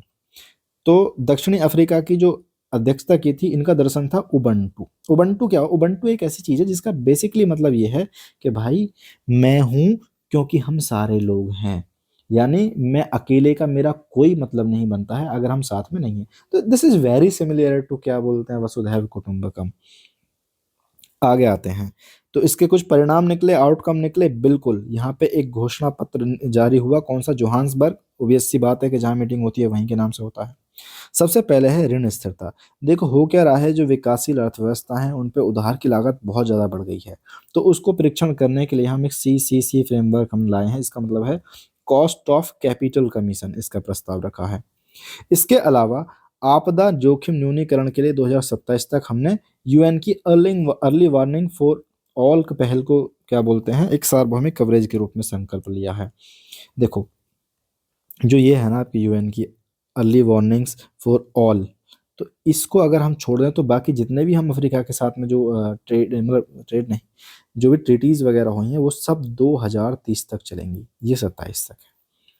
बाकी अफ्रीकी देशों में कंप्यूटिंग शक्ति और प्रतिभा का विस्तार करने के लिए क्या हो रहा है, अफ्रीका के लिए AI पहल की शुरुआत की गई है। साहब 10 सदस्य के बारे में तो बात कर लो, कौन कौन है समझो भाई। सबसे पहले आते हैं G7 कंट्रीज। इसमें आते हैं आपके Canada, France, Italy, Japan, Germany, UK और USA। जिन लोगों को याद नहीं आता, आप एक बार मैप पे देखा करो कि सबसे ऊपर कनाडा, उसके नीचे US, फिर आगे हम, ये तो यहाँ पे हो गए कवर। इसके बाद में कुछ यूरोप से फ्रांस, UK, इटली, जर्मनी, 4 बड़े देश हैं अपने अपने अलग मामले में। इसके अलावा यहाँ से आ गया जापान। अब इसके साथ में अगर हम एक और खाली रशिया को ऐड कर देते हैं इसमें, तो ये हो जाते हैं G8 कंट्रीज। तो इसमें भारत का नाम नहीं है, ये अभी ध्यान रखना। लेकिन जब हम G20 की बात करेंगे, अफ्रीकी संघ अभी हमने शामिल करा है, तो ये सब शामिल हो जाते हैं इसमें G20 कंट्रीज में। इसमें मुझे बताओ कि पाकिस्तान शामिल है कि नहीं है। इसके अलावा थोड़ा सा हमने काम करा है ऊर्जा और जलवायु के संक्रमण पे। इसके अलावा हमने काम किया है ऊर्जा और जलवायु संक्रमण पे। कैसे?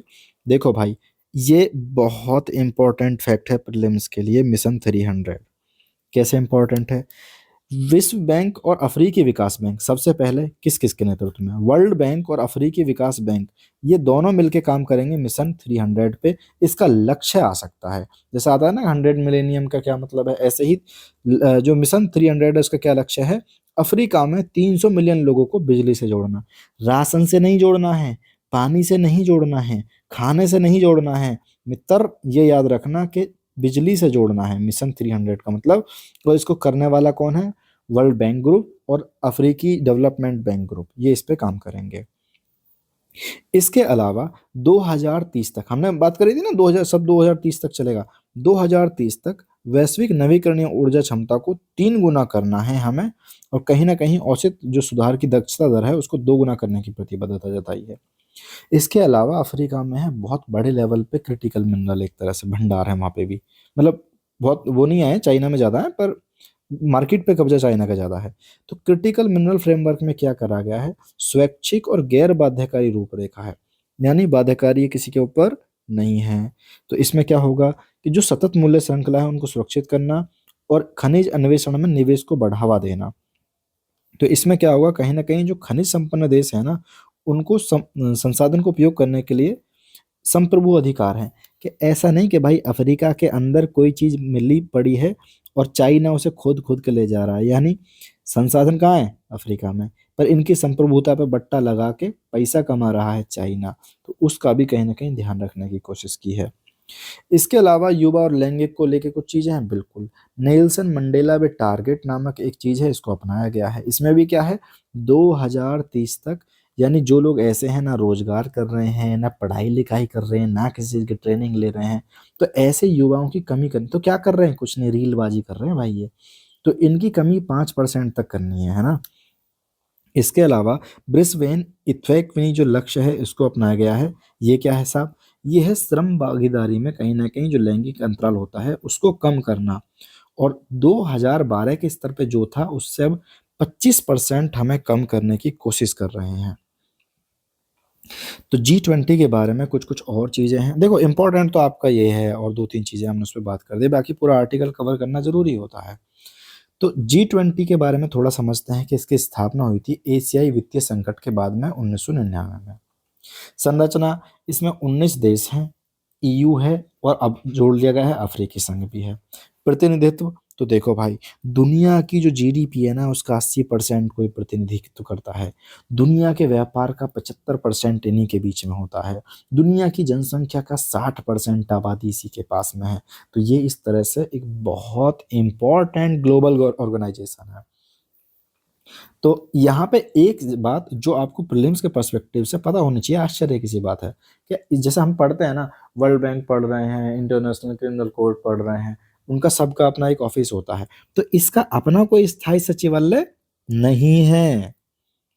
इसके अलावा 2 समानांतर धाराओं में इसके काम चलते हैं। सबसे पहला होता है फाइनेंशियल ट्रैक, जो कि देशों के वित्त मंत्री और उनके जो केंद्रीय बैंक हैं, जैसे हमारे यहाँ RBI है, इनके गवर्नर के नेतृत्व में काम चलता रहता है। दूसरा चलता है शेरपा ट्रैक के बारे में, यानी जिस साल में जिस देश का जो भी अध्यक्ष बनेगा, तो उसका जो नेतृत्व करता रहता है उसको बोलते हैं शेरपा नियुक्त करना, है ना। तो वो क्या होते हैं, अब ऐसा तो है नहीं कि प्रधानमंत्री हर काम खुद करेंगे, तो प्रधानमंत्री एक शेरपा नियुक्त कर देंगे, वो इस काम को पूरी तरह से संभालेंगे या सफल कराएंगे। तो ये कुछ हैं जो भारत द्वारा प्रस्तावित पहले हैं, बहुत इंपॉर्टेंट नहीं है, बट आप पढ़ लेना, ऐसे मोटा मोटा कुछ नहीं है। साहब इसका महत्व है, बिल्कुल महत्व है। हमने बात करी थी ना कि कितने % GDP कंट्रोल करता है, मार्केट कंट्रोल करता है, तो बिल्कुल समझिए भाई, वैधता और समावेशिता, इसमें इतने सारे लोग हैं कि इनको पहले से वैधता है। G20 उन्नत अर्थव्यवस्थाओं, G5, ब्रिक्स, इन सबको एक साथ लाता है। आमतौर पे ये एक साथ नहीं चलते, तो इनको एक साथ लाने की कोशिश करता है, क्योंकि इसके भी देश हैं, इसके भी देश हैं इसमें। तो कहीं ना कहीं इसके निर्णय जो आते हैं दुनिया में, उसको ज़्यादा वैधता प्राप्त होती है। इसके अलावा जब अफ्रीकी संघ भी शामिल हो गया है तो भाई और ज़्यादा सुदृढ़ हो गई है नीति। आर्थिक संकट प्रबंधन का काम करता है। फॉर एग्जाम्पल, वैश्विक आर्थिक नीति के लिए ये काम करता है। कैसे? 2008 में जो वित्तीय संकट आया था ना, उसने कहीं ना कहीं मंदी से, मतलब जो उसका था, मंदी में बदलने से रोकने के लिए कहीं ना कहीं इसने अच्छा खासा काम किया था। इसके अलावा बहुपक्षीय सुधार का प्रेरक है कि भाई ये क्या काम करता है, ये कहता है कि देखो भाई, IMF पे सुधार करो, वर्ल्ड बैंक में, WTO में, तो इनके एजेंडे को हम कैसे और बेहतर बना सकते हैं, इस पे काम करने की ये बात करता है। और इसका उद्देश्य क्या है कि भाई 21वीं सदी में जो चुनौती चल रही हैं, ये संस्थान उन पे भी काम करे। ऐसा ना कि पड़े हैं विश्व युद्ध के जमाने में। बाकी वैश्विक जो एजेंडा है उसका निर्धारण करता है कि भाई हम आज के हिसाब से कैसे मुख्य धारा में किन चीज़ों को लेके आए, तो कैसे हम डिजिटल अवसंरचना वगैरह का विकास कर सकते हैं। तो आजकल की बात करता है, पुरानी बात नहीं करता। तो G20 शिखर सम्मेलन 2025 में ग्लोबल साउथ की प्रभावशीलता क्या थी? तो देखो भाई, अभी हुआ क्या है, ग्लोबल साउथ एक टर्म है। ग्लोबल साउथ का मतलब है ये है हमारी दुनिया। इसमें जितने भी देश साउथ की साइड में पड़ते हैं, उन सब की बात उठाना, यानी इसको बोलते हैं ग्लोबल साउथ, और ये है ग्लोबल नॉर्थ। आमतौर पे ग्लोबल साउथ के कंट्रीज जो होते हैं वो थोड़े या तो डेवलपिंग कंट्री हैं, यानी विकासशील हैं, विकास विकसित नहीं हुए हैं, या फिर नॉन डेवलप्ड हैं। तो उस तरह के क्या बोलते हैं देश हैं। तो होता क्या है, इंसुलेटेड देखो, तो इनकी जो अध्यक्षता हो रही है ना एक के बाद में एक, कि ब्राज़ील में हो गई, भारत में हो गई, ब्राज़ील में हो गई, दक्षिण अफ्रीका में हो गई, इंडोनेशिया में हो गई। तो इससे कहीं न कहीं 4 साल जो लगातार हुई है ना, इससे हुआ ये है कि ग्लोबल साउथ के जो देश हैं, उन पे कहीं न कहीं ऋण स्थिरता, जो हमने ऊपर बात करी थी, तो ऐसे कुछ विकासात्मक जो चीज़ हैं उनको प्राथमिकता मिली है। तो इसका कहीं न कहीं एक तरह से जो ग्लोबल साउथ के देश हैं उन्होंने सफलतापूर्वक उपयोग किया है। इसके अलावा केंद्र में जो अफ्रीका है, उससे भी क्या बोलते हैं, ग्लोबल साउथ का कहीं न कहीं एक बढ़ता हुआ प्रभाव इस चीज़ में दिख रहा है कि भाई हम बाकी छोटे-छोटे देशों की भी बात कर रहे हैं। तो क्या आप जानते हैं, हालाँकि इसके अलावा इसमें हम एक डिटेल में आर्टिकल पढ़ेंगे, पर जब ये G20 शिखर सम्मेलन हो रही थी, तो हम 4 लोग 3 लोग गए, ऑस्ट्रेलिया, कनाडा, भारत, और हमने बात करी कि चलो भाई अपन भी एक साइन करते हैं ना, साइन-साइन खेलते हैं। तो हमने टेक्नोलॉजी को लेके, इनोवेशन को लेके एक साझेदारी पे घोषणा करी। हमने कहा कि भाई आपस में हम सहयोग करेंगे। ये आपको देश पता होना चाहिए किस-किस ने करी है। नहीं रहे तो याद मैं तरीका बता रहा हूँ। इधर कोने का सबसे ऊँचा देश कनाडा, इधर बीच का देश हम खुद भारत, और इधर नीचे पड़ने वाला देश ऑस्ट्रेलिया, ऑस्ट्रेलिया। तो ये तीनों देश हैं, इन तीनों ने मिलके करी है। तो आपको, मुझे लगता है कि ये चीज़ याद रहेगी। समकालीन विश्व में क्या कुछ G20 के सामने चुनौतियाँ भी आ रही हैं? बिल्कुल, बिना चुनौतियों के तो इंसान इंसान नहीं बनता भाई। इसमें कैसा है ये? सबसे पहले सहमति का भाव। देखो भाई, जितने ज़्यादा देश, उतने ज़्यादा तनाव, उतने ज़्यादा चीज़ें। हो क्या रहा है, पिछले कुछ समय में तनाव बढ़ रहे हैं, सबके अपने अलग-अलग हित हैं। अमेरिका चीन की प्रतिद्वंद्विता चलती है, रूस के अमेरिका के संबंध अपने अलग चल रहे हैं। तो कहीं न कहीं इस बीच में क्या होता है कि जो भी संवेदनशील मुद्दे हैं, घोषणा है, उन सब पे मामला उतना ध्यान जा नहीं पाता, क्योंकि हम सब मिलके कोई एक सहमति नहीं बना पाते। इसके अलावा क्षीण होती वैधता, यार क्या है, अफ्रीका में मीटिंग हुई, अमेरिका ने जाने से मना कर दिया कि नहीं भाई, मैं तो नहीं जाऊंगा यहाँ, और मेरे यहाँ मीटिंग हो रही होगी तो मैं अफ्रीका को नहीं बुलाऊंगा। तो जब ऐसी चीज़ें चलती होती है ना, तो G2 की वैधता को कहीं ना कहीं ठेस पहुंचती है, कम हो जाती हैं चीज़ें। इसके अलावा गैर बाध्यकारी, यार तुम जाओ मीटिंग में बैठो, कितने भी देशों के अंदर साज सजावट कर लो, चाहे समोसे मारो, रसमलाई मारो, बात करके आए तुम, इनकी सारी जितने भी तुमने मेहनत करके सारा एक फ्रेमवर्क बनाया, वो गैर बाध्यकारी है। यानी कोई किसी के ऊपर ऐसा नहीं बैठा है कि कोई जवाबदेही है, अपने मन से चलनी है चीज़ें फाइनली। तो कहीं न कहीं हम देखते हैं ना कि ये आपका क्लाइमेट फाइनेंस है और ऋण पुनर्गठन है, इन सब में भी कहीं न कहीं विलंब हो रखा है। इसके अलावा असामान्य चुनौतियों के लिए कोई प्रभावी कॉमन फ्रेमवर्क इन सब के लिए है नहीं। तो कहीं न कहीं G20 कॉमन फ्रेमवर्क फॉर डेब्ट ट्रीटमेंट जो है, ये भी बहुत धीरे-धीरे चल रहा है, तो इसको भी आलोचना का सामना करना पड़ रहा है पिछले टाइम पे। कुछ अन्य चुनौतियाँ क्या हैं? संरक्षणवाद और व्यापार। देखो भाई, तुम मुक्त व्यापार की प्रतिबद्धता कर रहे हैं कि हम G20 के बीच में ना मुक्त व्यापार की कोशिश करेंगे। पर हो रहा क्या है कि जो कुछ राष्ट्रवादी औद्योगिक नीति हैं और सब्सिडी वगैरह हो दे रहे हैं, उससे इस सब से कुछ नहीं होता, फिर कोई फ़र्क नहीं पड़ता। फॉर एग्ज़ाम्पल, अमेरिका क्या कर रहा है? Make America great again. तुम केवल अपने देश की बात कर रहे हो इस टाइम पे, तो फिर जो समूह के भले की बात कैसे करेंगे? उबंटू वाली योजना जो है, हम कैसे सफल बना पाएँगे जब तुम एक और बात करोगे कि मेक अमेरिका ग्रेट अगेन, कहीं न कहीं हितों में टकराव हो जाएगा। और ये सब्सिडी वाली बात ऐसे है कि सपोज़ करो कि आपने फ्री ट्रेड ट्रेड एग्रीमेंट कर दिया, पर आप क्या काम करते हैं, अपने यहाँ पे सपोज़ करो गेहूँ को इतनी सब्सिडी दे दी कि आपने बड़ी मात्रा में उगा दिया।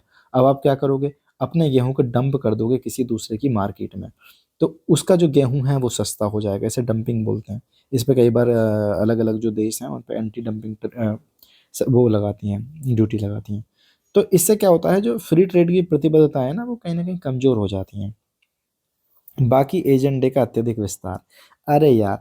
एआई गवर्नेंस पे जी20 वाले बात करेंगे, स्वास्थ्य सुरक्षा पे जी20 बात करेगी, लैंगिक समानता पे जी20 बात करेगी। तो कहीं न कहीं ऐसा होता है कि भैया ध्यान भटक जाता है। तेरा ध्यान किधर है, आगे तो तुम जानते हो। तो कहीं न कहीं संसाधनों पे दबाव उत्पन्न हो सकता है, तो इसके क्रियान्वयन में हमारे सामने बहुत ज़्यादा कठिनाइयाँ आ जाती हैं। तो फ़ोकस नहीं है, बेटा फ़ोकस करो तभी प्रीलिम्स निकलेगा 26 का। अगली चीज़ जो हम आते हैं, वो है भारत-अमेरिका रक्षा संबंध। तो सबसे पहले आइए, हाल ही में भारत और अमेरिका ने रक्षा साझेदारी के लिए, ऐसे मज़े से पढ़ने के लिए यार तुम सब्सक्राइब करो, लाइक वाइक मारो भाई, ठोको भाई, जय महाकाल। यार क्या मीम बनाते हैं यार आजकल। हाल ही में भारत और अमेरिका ने रक्षा साझेदारी के 10 वर्ष पूरे कर लिए हैं। ऐसा नहीं है कि ये कोई नया चीज़ है, 2005 में हुआ था। उसके बाद में 10 साल बाद क्या बोलते हैं 15 में रिन्यू कर दिया। अब 2025 गई है, तो फिर 10 साल हो गए थे, तो फिर से हमने क्या बोलते हैं इसको हस्ताक्षर कर दिए हैं।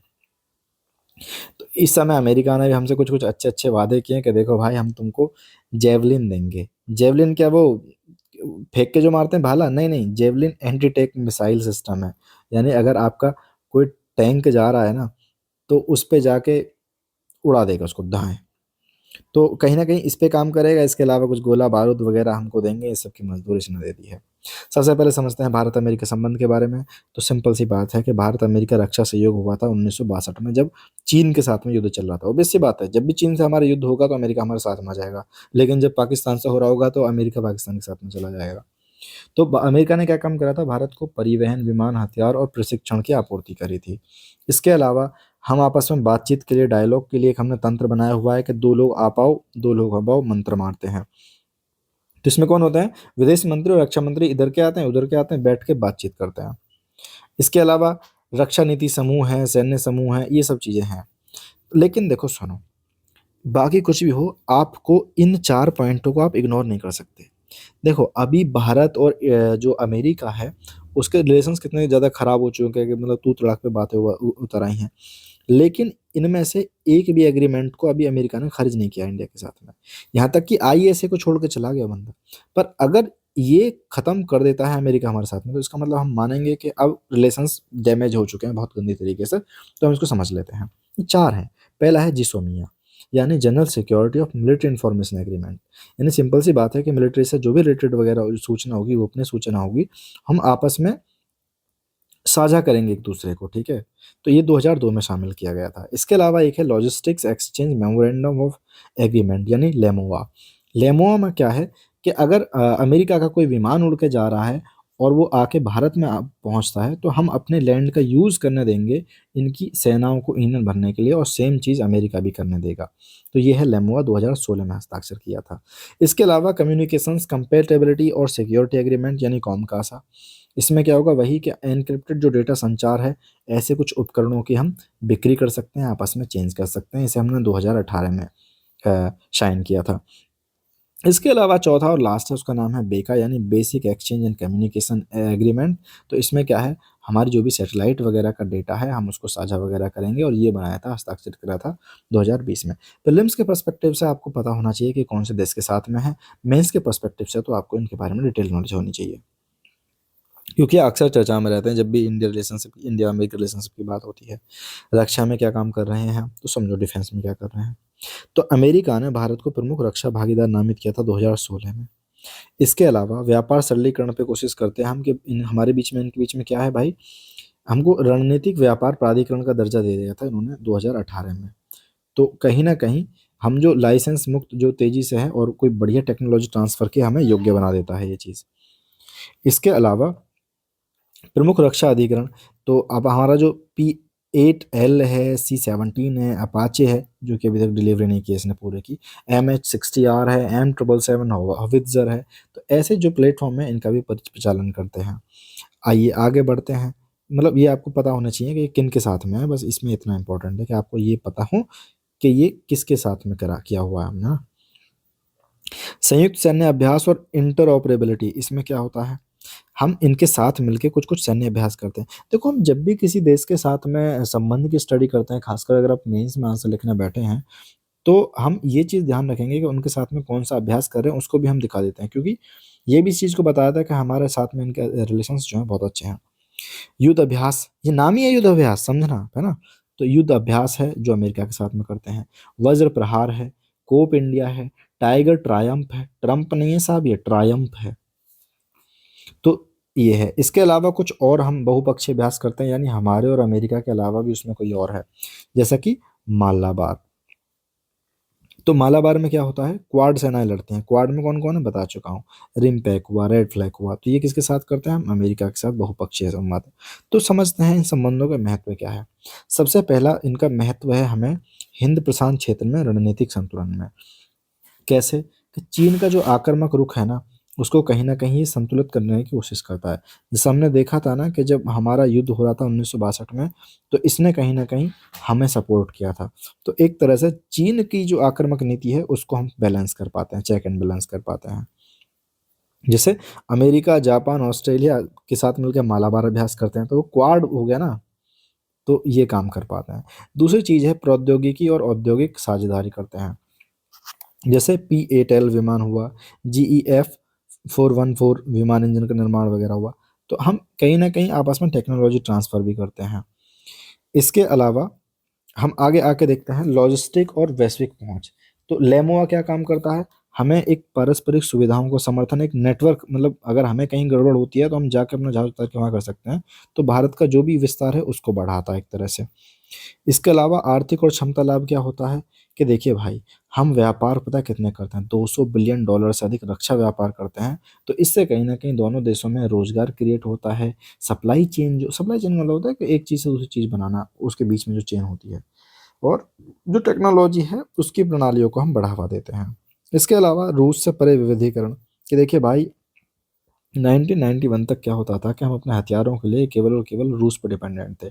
पर हमने अपने मार्केट को बहुत ही डाइवर्स कर दिया है। हम इज़राइल से खरीदने लग गए हैं, यूएसए से खरीदने लग गए हैं, फ्रांस से खरीदने लग गए हैं, रशिया से भी खरीद ही रहे हैं।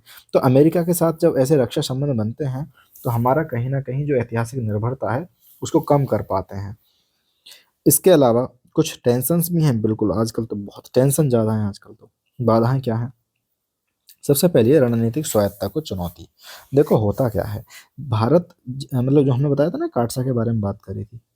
तो होता क्या है, जैसे ही भारत, अमेरिका और रूस दोनों का हम करते हैं सहयोग, लेकिन जैसे ही हम रूस से तेल खरीदते हैं या हथियार खरीदते हैं, तो प्रतिबंध लगाने की बात करता है अमेरिका। देखो भाई, आप इनसे नहीं खरीदेंगे, तो हमारे से स्वायत्ता खतरे में आ जाती है कि भाई क्यों नहीं खरीदेंगे। जैसे हमने रूस के साथ में S-400, ये आपको पता होना चाहिए, बहुत चर्चा में रहा था ऑपरेशन सिंदूर के टाइम पे। तो जैसे ही हमने S-400, मतलब मैं बता दूं, ऐसे ऐसे बैटरी लगा देते हैं, सामने से कोई भी अटैक आता है तो ये जाके उसे हवा से हवा में न्यूट्रलाइज कर देता है। तो S-400 का जो सौदा हुआ था, तो काटसा में चिंताएं हो गई। काटसा क्या है, हम पीछे बात कर चुके हैं इस पे। इसके अलावा सीमित प्रौद्योगिकी पहुंच, यानी हमने देखा था कि भाई हमें ना इन्होंने STA-1 का दर्जा दे दिया था, लेकिन उसके बाद भी हमने क्या देखा है कि इनके कहीं ना कहीं निर्यात नियम ऐसे हैं जो टेक्नोलॉजी ट्रांसफर को रोक रहे हैं, अभी भी नहीं कर पा रहे हैं। फॉर एग्जाम्पल, जो भी जेट इंजन बनता है, आपको पता होना चाहिए कि हमारे जेट इंजन हम खुद नहीं बनाते हैं, तो उसके लिए अभी भी अमेरिका की लाइसेंसिंग वगैरह की ज़रूरत पड़ती है हमें। इसके अलावा विभिन्न क्षेत्रीय प्राथमिकताएं, जैसे ऑपरेशन सिंदूर करा हमने, इसके बाद में क्या काम करा, अमेरिका के जो डोनाल्ड डक हैं उसके साथ में पाकिस्तानी प्राइम मिनिस्टर की बैठकें चल रही हैं। उनका जो नमूना है, क्या नाम है, असीम मुनीर, उसके साथ में बैठकें चल रही है। तो इससे हमारे दिमाग में कहीं न कहीं एक डाउट क्रिएट होता है कि भाई तुम किसके साथ हो? तो हमारे दिमाग में एक असहजता भी उत्पन्न होती है, क्योंकि ये बार-बार अमेरिका पाकिस्तान का सहयोग करता है। इसके अलावा रूसी विरासत प्रणालियाँ जो हैं, भाई हमने पुराने हथियार खरीदे हुए हैं मूल रूप से रसिया के। अब हम अगर खरीद लें अमेरिका से अपाचे, तो हमको जो इनको इंटीग्रेट करना पड़ेगा ना, साथ में चीज़ें चलानी पड़ेंगी। तो कुछ इनके लोगों की ज़रूरत पड़ेगी, कुछ इनके लोगों की। तो उससे कहीं न कहीं एक अंतर संचालन में कठिनाई पैदा होती है। अप्रत्याशित अमेरिकी राजनीति, तो इससे होता क्या है, जो उनकी घरेलू राजनीति ना, फॉर एग्जांपल कांग्रेस, ये जो हमारे रक्षा सौदे होते हैं उनको मतलब ऊपर से हमें परमिशन मिल गई है, पर ये देरी कर सकते हैं उससे। फॉर एग्जांपल कांग्रेस ने कहीं ना कहीं MQ-9B ड्रोन जो है, इसके कारण एक समझौता, हमारा पूरा सौदा जो था वो रुक गया था। दूसरी बात यह है कि भाई तेजी से जो है ना, महाशक्तियों के समीकरण बदल रहे हैं बहुत तेजी से। तो होता क्या है, अमेरिका रूस के बीच में कुछ सुधार आ जाए, या रूस चीन के बीच में साझेदारी आ जाए, तो हमारे जो विकल्प हैं वो प्रभावित हो सकते हैं।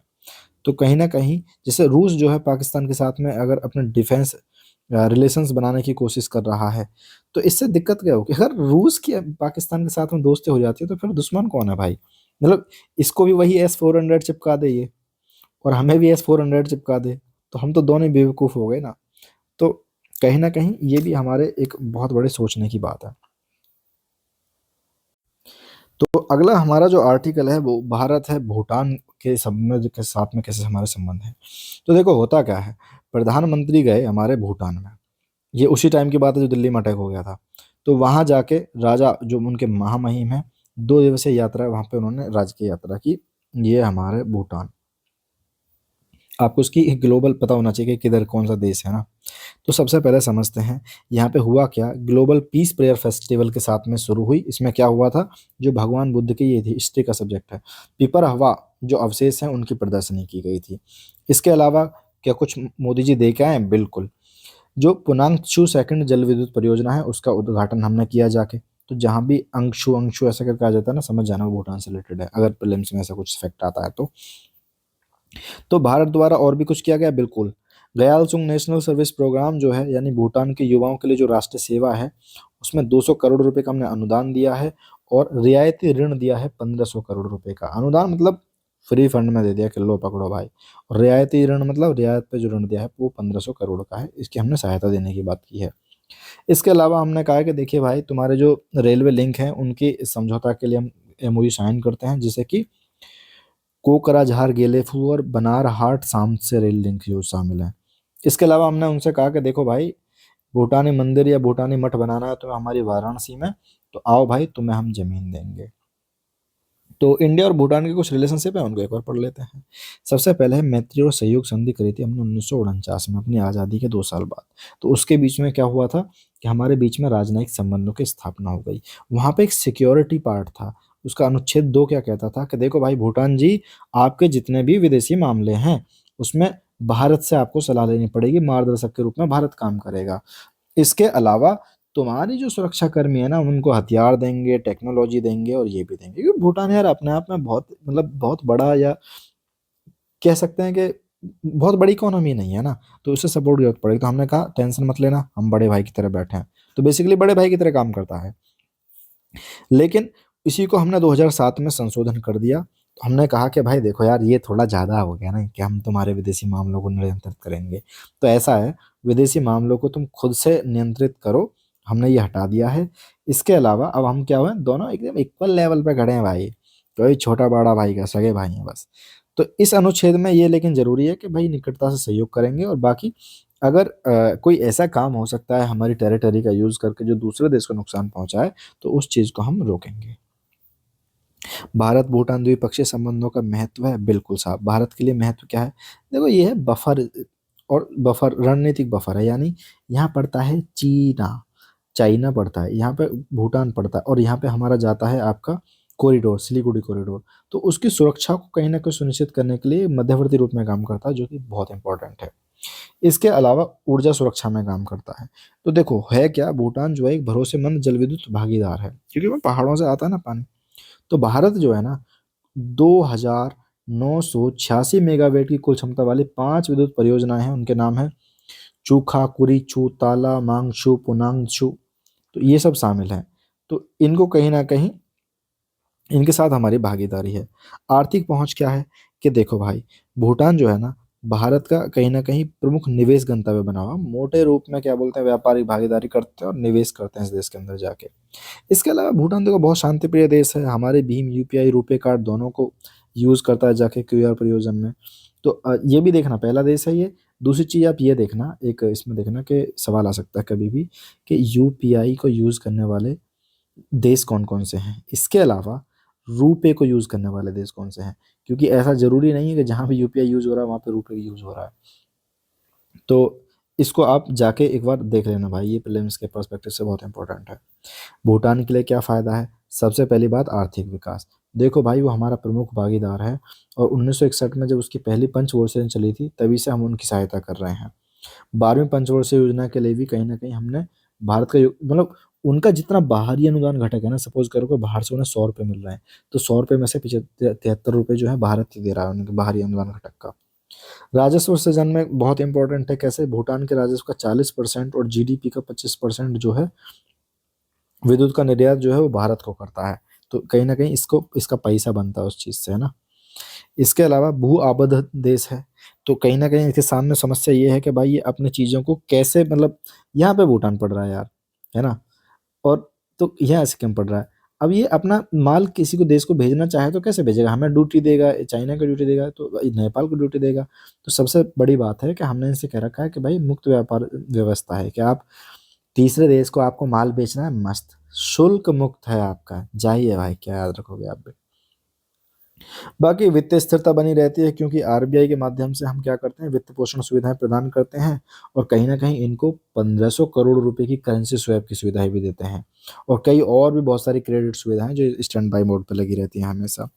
इसके अलावा हम भूटान की जो जनता है उसकी शिक्षा और क्षमता निर्माण में सहायता कर रहे हैं, जैसे भूटान के छात्रों के लिए 1500 से ज़्यादा हमने स्कॉलरशिप बनाई है, for example ambassador scholarship, Nehru Wangchuk scholarship. और ऐसा ही नहीं खाली स्टूडेंट के लिए, अगर वहाँ पे कोई प्रोफेशनल से हैं उनके लिए भी हम कहीं ना कहीं प्रशिक्षण स्लॉट उपलब्ध कराते हैं। 325 ITEC प्रशिक्षण ट्रेनिंग कराते हैं उनकी कि लो भाई और अच्छे से काम करो।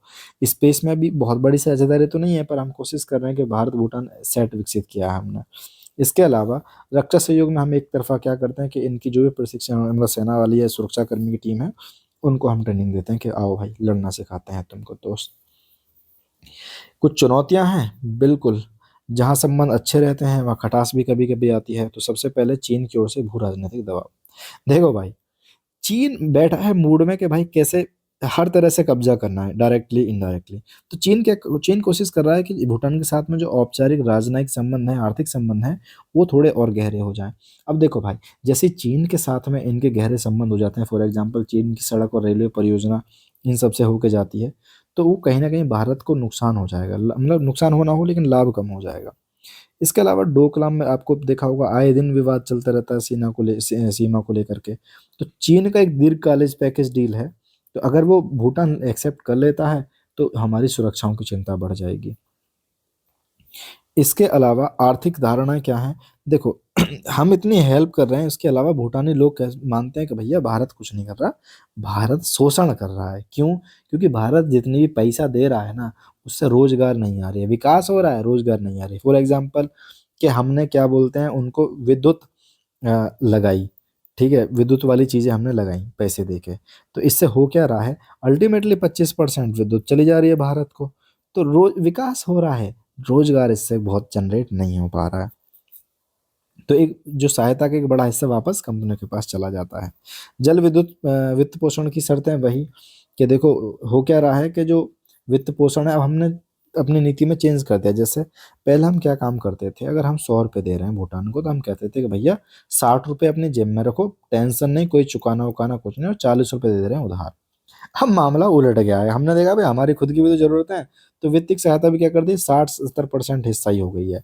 तो भारत पे कहीं ना कहीं सवाल उठ रहे हैं कि भाई तुम हमसे मुनाफा कमा रहे हो या हमारी हेल्प कर रहे हो। इसके अलावा एक बहुत ही अगला आर्टिकल है UN80 इनिशिएटिव। देखो यार बोलते बोलते गला थकने लगता है, तो पानी तो मैं खुद पी लूंगा, तुम जाके लाइक मारो, सब्सक्राइब करो मुझे चैनल पे यार, सब्सक्राइबर बढ़ाए बढ़ाओ ना यार। और बढ़िया चीज़ें मैं क्या बोलते ला सकता हूँ तुम्हारे लिए मैं। देखो प्रीलिम्स आने वाला है, मैं तुम्हारे लिए ना बढ़िया सॉल्यूशन लेके आ सकता हूँ पेपर्स के, जो डायरेक्ट हेल्प करेगी आपको क्या बोलते हैं 20 से 25 क्वेश्चन एक्स्ट्रा ठीक करने में प्रीलिम्स में। चलो और बाकी यार देखो सब्सक्राइब कर लो, मैं दिन भर में ऐसा तो है नहीं कि हर घंटे वीडियो डाल रहा हूँ, हर घंटे आपको परेशानी होगी, नोटिफिकेशन आ रहा है। बहुत ही लिमिटेड चीज़ें पोस्ट कर रहे हैं यार और काम की चीज़ें हैं तुम्हारे, है ना। चलिए, और अगर आवाज़ आवाज़ धीरे लगे ना तो 2x पे कर लिया करो, डरा मत किया करो। ऊपर आता है सेटिंग करके दबाते हैं वहाँ पे, तो वहाँ पे ऑप्शन आता है ये। तो यूएन ने क्या काम करा है, यूएन 80 इनिशिएटिव एक्शन प्लान प्रस्तुत किया है। अभी प्रस्तुति किया है तो बहुत इतना इंपॉर्टेंट नहीं है, पर फिर भी पढ़ेंगे हम इसके बारे में। क्या है, सबसे पहले ये क्या काम करता है, संपूर्ण प्रणाली सुधार करने का प्रयास करता है, और मार्च 2025 में यूएन की जो 80वीं वर्षगांठ थी उसके मनाने के लिए शुरू किया गया था। इसका उद्देश्य क्या है, कुछ नहीं, वर्तमान समय में जैसे ही संसाधन घट रहे हैं यूएन के, तो उसको वो घटने के बावजूद भी, भाई घटेंगे ही ना, जब अमेरिका जैसे देश अपनी हेल्प वापस ले लेते हैं तो इसको और ज़्यादा हम एकीकृत, कुशल और प्रभावशाली इसके बाद भी कैसे बना सकते हैं। इसके अलावा 3 चीज़ों पे काम करेंगे बेसिकली, कि बताओ भाई यूएन के कार्य करने के तरीकों में हम और कैसे सुधार कर सकते हैं। पहले उसकी पहचान करेंगे, फिर उसकी सदस्य देशों के साथ बैठ के समीक्षा करेंगे, फिर उसके बाद में क्या काम करेंगे, परीक्षण करेंगे। यानी बेसिकली पहले पता लगाएंगे, फिर उस पे देखेंगे कि अरे भाई क्या-क्या हो सकता है, फिर परीक्षण करेंगे। इसके बाद में इसकी समय सीमा है नवंबर 2025 से 26 तक। प्रमुख सुधार किस किस क्षेत्र में होगा, सबसे पहले शांति और सुरक्षा में वही नए मॉडल अपनाएंगे, दक्षता निर्धारित करेंगे, मानवीय प्रतिक्रिया, नया मानवतावादी समझौता संपन्न करेंगे, विकास की प्रणाली होगी, यूएन कंट्री टीम्स वगैरह, क्षेत्रीय पुनर्गठन को प्रयास करेंगे, लागत प्रभावशीलता, बेसिकली बड़ बोलापन है और कुछ नहीं है। आगे बढ़ जाओ। और क्या, संस्थागत विलय, यूएनडीपी, यूएनओपीएस सारे मिलकर एक जैसा काम करते हैं, तो क्यों ना हम इनको मिलकर एक बना दें। इससे कहीं ना कहीं हमारा खर्चा कंट्रोल में रहेगा। परिचालन करता, सक्षम करता क्या है कि भाई देखो, डेटा साझा करेंगे, अपने प्लेटफॉर्म साझा करेंगे, एक आपूर्ति जो भी हमारी सप्लाई चेन है वो बनाएंगे, तो वो सब है। क्या इसमें आवश्यकता है सुधारों की, बिल्कुल हर जगह सुधारों की आवश्यकता होती है, तो इसमें भी है। जैसे कि अप्रासंगिक प्रतिनिधित्व, देखो भाई, सिंपल सी बात है, संरचनात्मक चुनौती कैसे, देखो यूएनएससी है, सिक्योरिटी काउंसिल है, दूसरे विश्व युद्ध के बाद में कुछ कुछ चेंज ही नहीं हुआ भाई। सपोज करो भारत यार दुनिया की सबसे ज्यादा पॉपुलेशन वाला देश, इसके लिए परमानेंट सीट ही नहीं है, मतलब इतने लोगों की आवाज तुम इग्नोर कर दे रहे हो, ये कैसी बात है। तो ये अप्रासंगिकता है इसकी एक तरह से, ये और दूसरा क्या है, विश्वसनीयता में कमी है। कैसे कमी है यार, देखो अभी मतलब इसका तो एग्जाम्पल देखेंगे बाद में, पहले सुनो। यूएसए अपनी मर्जी से वेनेजुएला के प्राइम मिनिस्टर को उठाकर अपने देश में ले जाता है, इंटरनेशनली किडनैपिंग हो रही है और यूएन चुप बैठा है, तो इसकी विश्वसनीयता पे खतरा नहीं है। या क्या बोलते हैं, इजराइल है, जाके गाजा के लोगों पर जाके उन पे बॉम्बिंग कर रहा है, मास लेवल पे मार रहा है, पूरा साफ करा दे रहा है, यूएन मुंह को दर्शी बन के बैठा है। क्यों, बताओ भाई, तो इसका कैसे विश्वास चलाएगा। तो कहीं ना कहीं इसके पास सॉल्यूशन है नहीं। तो लंबे समय से चले आ रहे संघर्षों पर गतिरोध, मानवाधिकार, इन सब पर चयनात्मक परिवर्तन, यानी ये वाले मुद्दे पे हम बात करेंगे, ये वाले पे नहीं करेंगे। राष्ट्रों के बीच में असमान व्यवहार हो रहा है, तो इसकी क्षमता कहीं ना कहीं विश्वास है नहीं, इस पर बन नहीं रहा, बैठ नहीं रहा है। तो हमने ये देख लिया। इसके बाद में ना, शासन संबंधी चुनौतियां क्या हैं, वही है कि यार शासन क्या करोगे, तुम्हारे पास पैसा नहीं है यार, साइबर सुरक्षा, नैतिक, ये सब नए मुद्दे हैं इसके पास में, लेकिन पैसा नहीं है। अधिदेशों की अध्यक्षता, इसके अलावा यार इतने सारे हमने प्रणाली पे अधिदेश बना रखे हैं, 40,000, तो कहीं ना कहीं कार्यों का दोहराव होता है, संसाधनों का कुशल उपयोग नहीं हो पा रहा। संस्थागत चुनौती क्या है, सबसे बड़ी संस्थागत चुनौती होती है पैसा। कैसे, 25% कम होने का अनुमान है, क्योंकि अमेरिका ने एड कम कर दिया, इनकी काट दी थी आते ही ट्रंप ने। तो इससे क्या हो रहा है, संसाधनों की कमी हो रही है। और दूसरी बात यह है, ऐसा नहीं है कि भाई कौन कितना देगा, 80% जो पैसा मिलता है ना यूएन की इस प्रणाली को, वो स्वैच्छिक से आता है। तुम्हारा मन करे तो अल्लाह के नाम पे दे जाओ, भगवान के नाम पे नहीं मन करे मत करो। तो इसके संसाधन ऑलरेडी कमजोर हैं। इससे बुरी चीज़ ये है कि पुरानी प्रणालियों पे यूज़ कर रहे हैं, डिजिटल ट्रैकिंग घटिया लेवल की है, मैनुअल प्रक्रियाएं, तो गति इनकी बहुत ही स्लो है। तो यहाँ हम बेसिकली इनकी कमी के बारे में पढ़ रहे हैं कि कैसे आउटडेटेड है। तो अगर मेंस में कल को क्वेश्चन आ जाए ना कि यूएन की बढ़ती या घटती प्रतिबद्धताएं या घटते महत्व के बारे में बताइए, तो आप इन पॉइंट्स का ही यूज करेंगे। संस्थागत विखंडन, के भाई होता कई बार सदस्य देश और भागीदार देशों के लिए लेन देन की लागत बढ़ जाती है, क्योंकि एक ही विषय में कई लोग काम कर रहे हैं। जैसे यूएन वीमेन वाला भी कर रहा है पॉपुलेशन से रिलेटेड, और जनसंख्या कोष भी कर रहा है, तो इसमें ओवरलैपिंग हो रही है। तो इससे भी कहीं ना कहीं इनका संस्थागत विखंडन होता है। इसके अलावा महत्वाकांक्षा संसाधनों के बीच, कि भाई हम चाहते तो बहुत कुछ है करना साहब, हम आईएएस निकलना चाहते हैं, पीसीएस बनना चाहते हैं, ये करना चाहते हैं, और हम उतने कार्य कर नहीं पाते, उससे अधिक कार्य दे देते हैं देश जो है, उतनी उतनी की क्षमता नहीं है बेचारे की। तो यूएन को डिटेल में पढ़ लेते हैं, ऐसे आर्टिकल बहुत इंपॉर्टेंट होते हैं। 1945 में सैन फ्रांसिस्को में इस पे चार्टर पर हस्ताक्षर हुए थे, तब जाके बना। इसका ऑफिस न्यूयॉर्क में है। ये इसका लोगो है। सदस्यता 193 देश हैं, भारत भी इसका संस्थापक सदस्य है। संस्थापक सदस्य का मोटा मोटा मतलब होता है कि जब इसकी स्थापना हो रही थी तभी हम इसके साथ खड़े थे। सुरक्षा परिषद की सिफारिश पर महासभा के निर्णय द्वारा देशों को सदस्यता प्रदान की जाती है। जब सुरक्षा यूएनएससी बोल देगी कि इस वाले देश को इसका निर्णय सदस्य बना दो, तो बना देंगे। चार्टर का सिद्धांत वही, इंटरनेशनल लेवल पे हम शांति कैसे बना सकते हैं, सुरक्षा कैसे बना सकते हैं, संप्रभुता, मानवाधिकार, भारी भारी शब्दों का प्रयोग करते हैं। इसके अलावा इसके कुछ प्रमुख अंग हैं। बिल्कुल, महासभा। महासभा में क्या है, सभी देश जो भी हैं इसके सदस्य होंगे। इनमें समान वोटिंग होती है, यानी एक आदमी को एक वोट मिलेगी। P5 की तरह नहीं है कि एक देश ने मना कर दिया तो पूरा रेजोल्यूशन ही खत्म हो गया। तो ये भी क्या करती है, सुरक्षा परिषदों के जो अस्थायी सदस्य होते हैं उनका चुनाव करती है, जैसे कि अभी पाकिस्तान है सुरक्षा परिषद का हमारी ओर से, हमारी साइड से। सुरक्षा परिषद क्या है, इसमें 15 सदस्य हैं, 5 तो आपके P5 हैं और बाकी कैसे हैं, 10 हैं अनिर्वाचित जो समय समय पर चेंज होते रहते हैं। इसके अलावा इसके अलावा आर्थिक और सामाजिक परिषद है, इसमें 54 सदस्य हैं, ये इस पे काम करती है। ICJ है, ये क्या काम करता है, न्यायिक अंग है इसका यूएन का कहीं ना कहीं। तो देशों के बीच में विवाद का निपटारा हो रहा है तो इस पे काम करता है। न्यास परिषद है, ये खत्म कर दी गई है, एक तरह से निष्क्रिय पड़ी हुई है। कुछ और भी एजेंसियां हैं जो अपने आप में स्वायत्त निकाय हैं, लेकिन क्या काम करती हैं, कई समझौतों के माध्यम से यूएन से जुड़ी हुई हैं। 15 संगठन हैं। स्वायत्त एजेंसियां कौन कौन सी हैं, वो ये हैं। आप बैठ के ना आराम से पढ़ते रहना, इसमें कुछ समझाने वाली मेरे को तो चीज़ लगी नहीं, मतलब पता होना चाहिए आपके कि कौन सी चीज़ है। इसके अलावा कुछ और निधियां और कार्यक्रम हैं, जैसे UNICEF, UNDP, UNEP, UN Habitat, इन सब पे ये काम कर रहा है। बेसिकली यूएन का वो चर्चा में रहा था तो पूरा हमने यूएन को एक बार कवर कर लिया है। बाकी इस आर्टिकल में ऐसा कुछ है नहीं, जो इंपॉर्टेंट है वो मैंने बता दिया। नाउ अब हम बढ़ते हैं न्यूज इन शॉर्ट्स की तरफ, यानी कुछ छोटी छोटी और बहुत इंपॉर्टेंट, छोटा पैकेट बड़ा धमाका क्योर। तो सबसे पहला है EAS, यानी पूर्वी एशिया शिखर सम्मेलन। तो हुआ क्या है, इसने कुआलालंपुर घोषणा पत्र को अपनाया है 20वां। तो इसमें हुआ क्या, इनका एक उद्देश्य था कि आसियान 2045 हमारा साझा भविष्य है। तो इसके विजन के अनुरूप इसकी कार्य योजना है, उसको हमने कैसे क्रियान्वित कर सकते हैं उस पर हमने बात की थी पूर्वी एशियाई शिखर सम्मेलन में। अब आते हैं कि भाई EAS के बारे में थोड़ा और पढ़ लेते हैं। तो वही इसका क्या अवलोकन, ओवरव्यू क्या है। तो जो भी पूर्वी एशिया वाला क्षेत्र है उसमें शांति बनी रहे, स्थिरता बनी रहे, समृद्धि बनी रहे, बाकी रणनीतिक, राजनीतिक, आर्थिक मुद्दों पे हम बातचीत करें, तो इससे रिलेटेड ये एक मंच है, एक फोरम है। उत्पत्ति इसकी 2005 में हुई थी। प्रथम शिखर सम्मेलन जब हो रहा था तो ये हुआ था कुआलालंपुर में, मलेशिया में।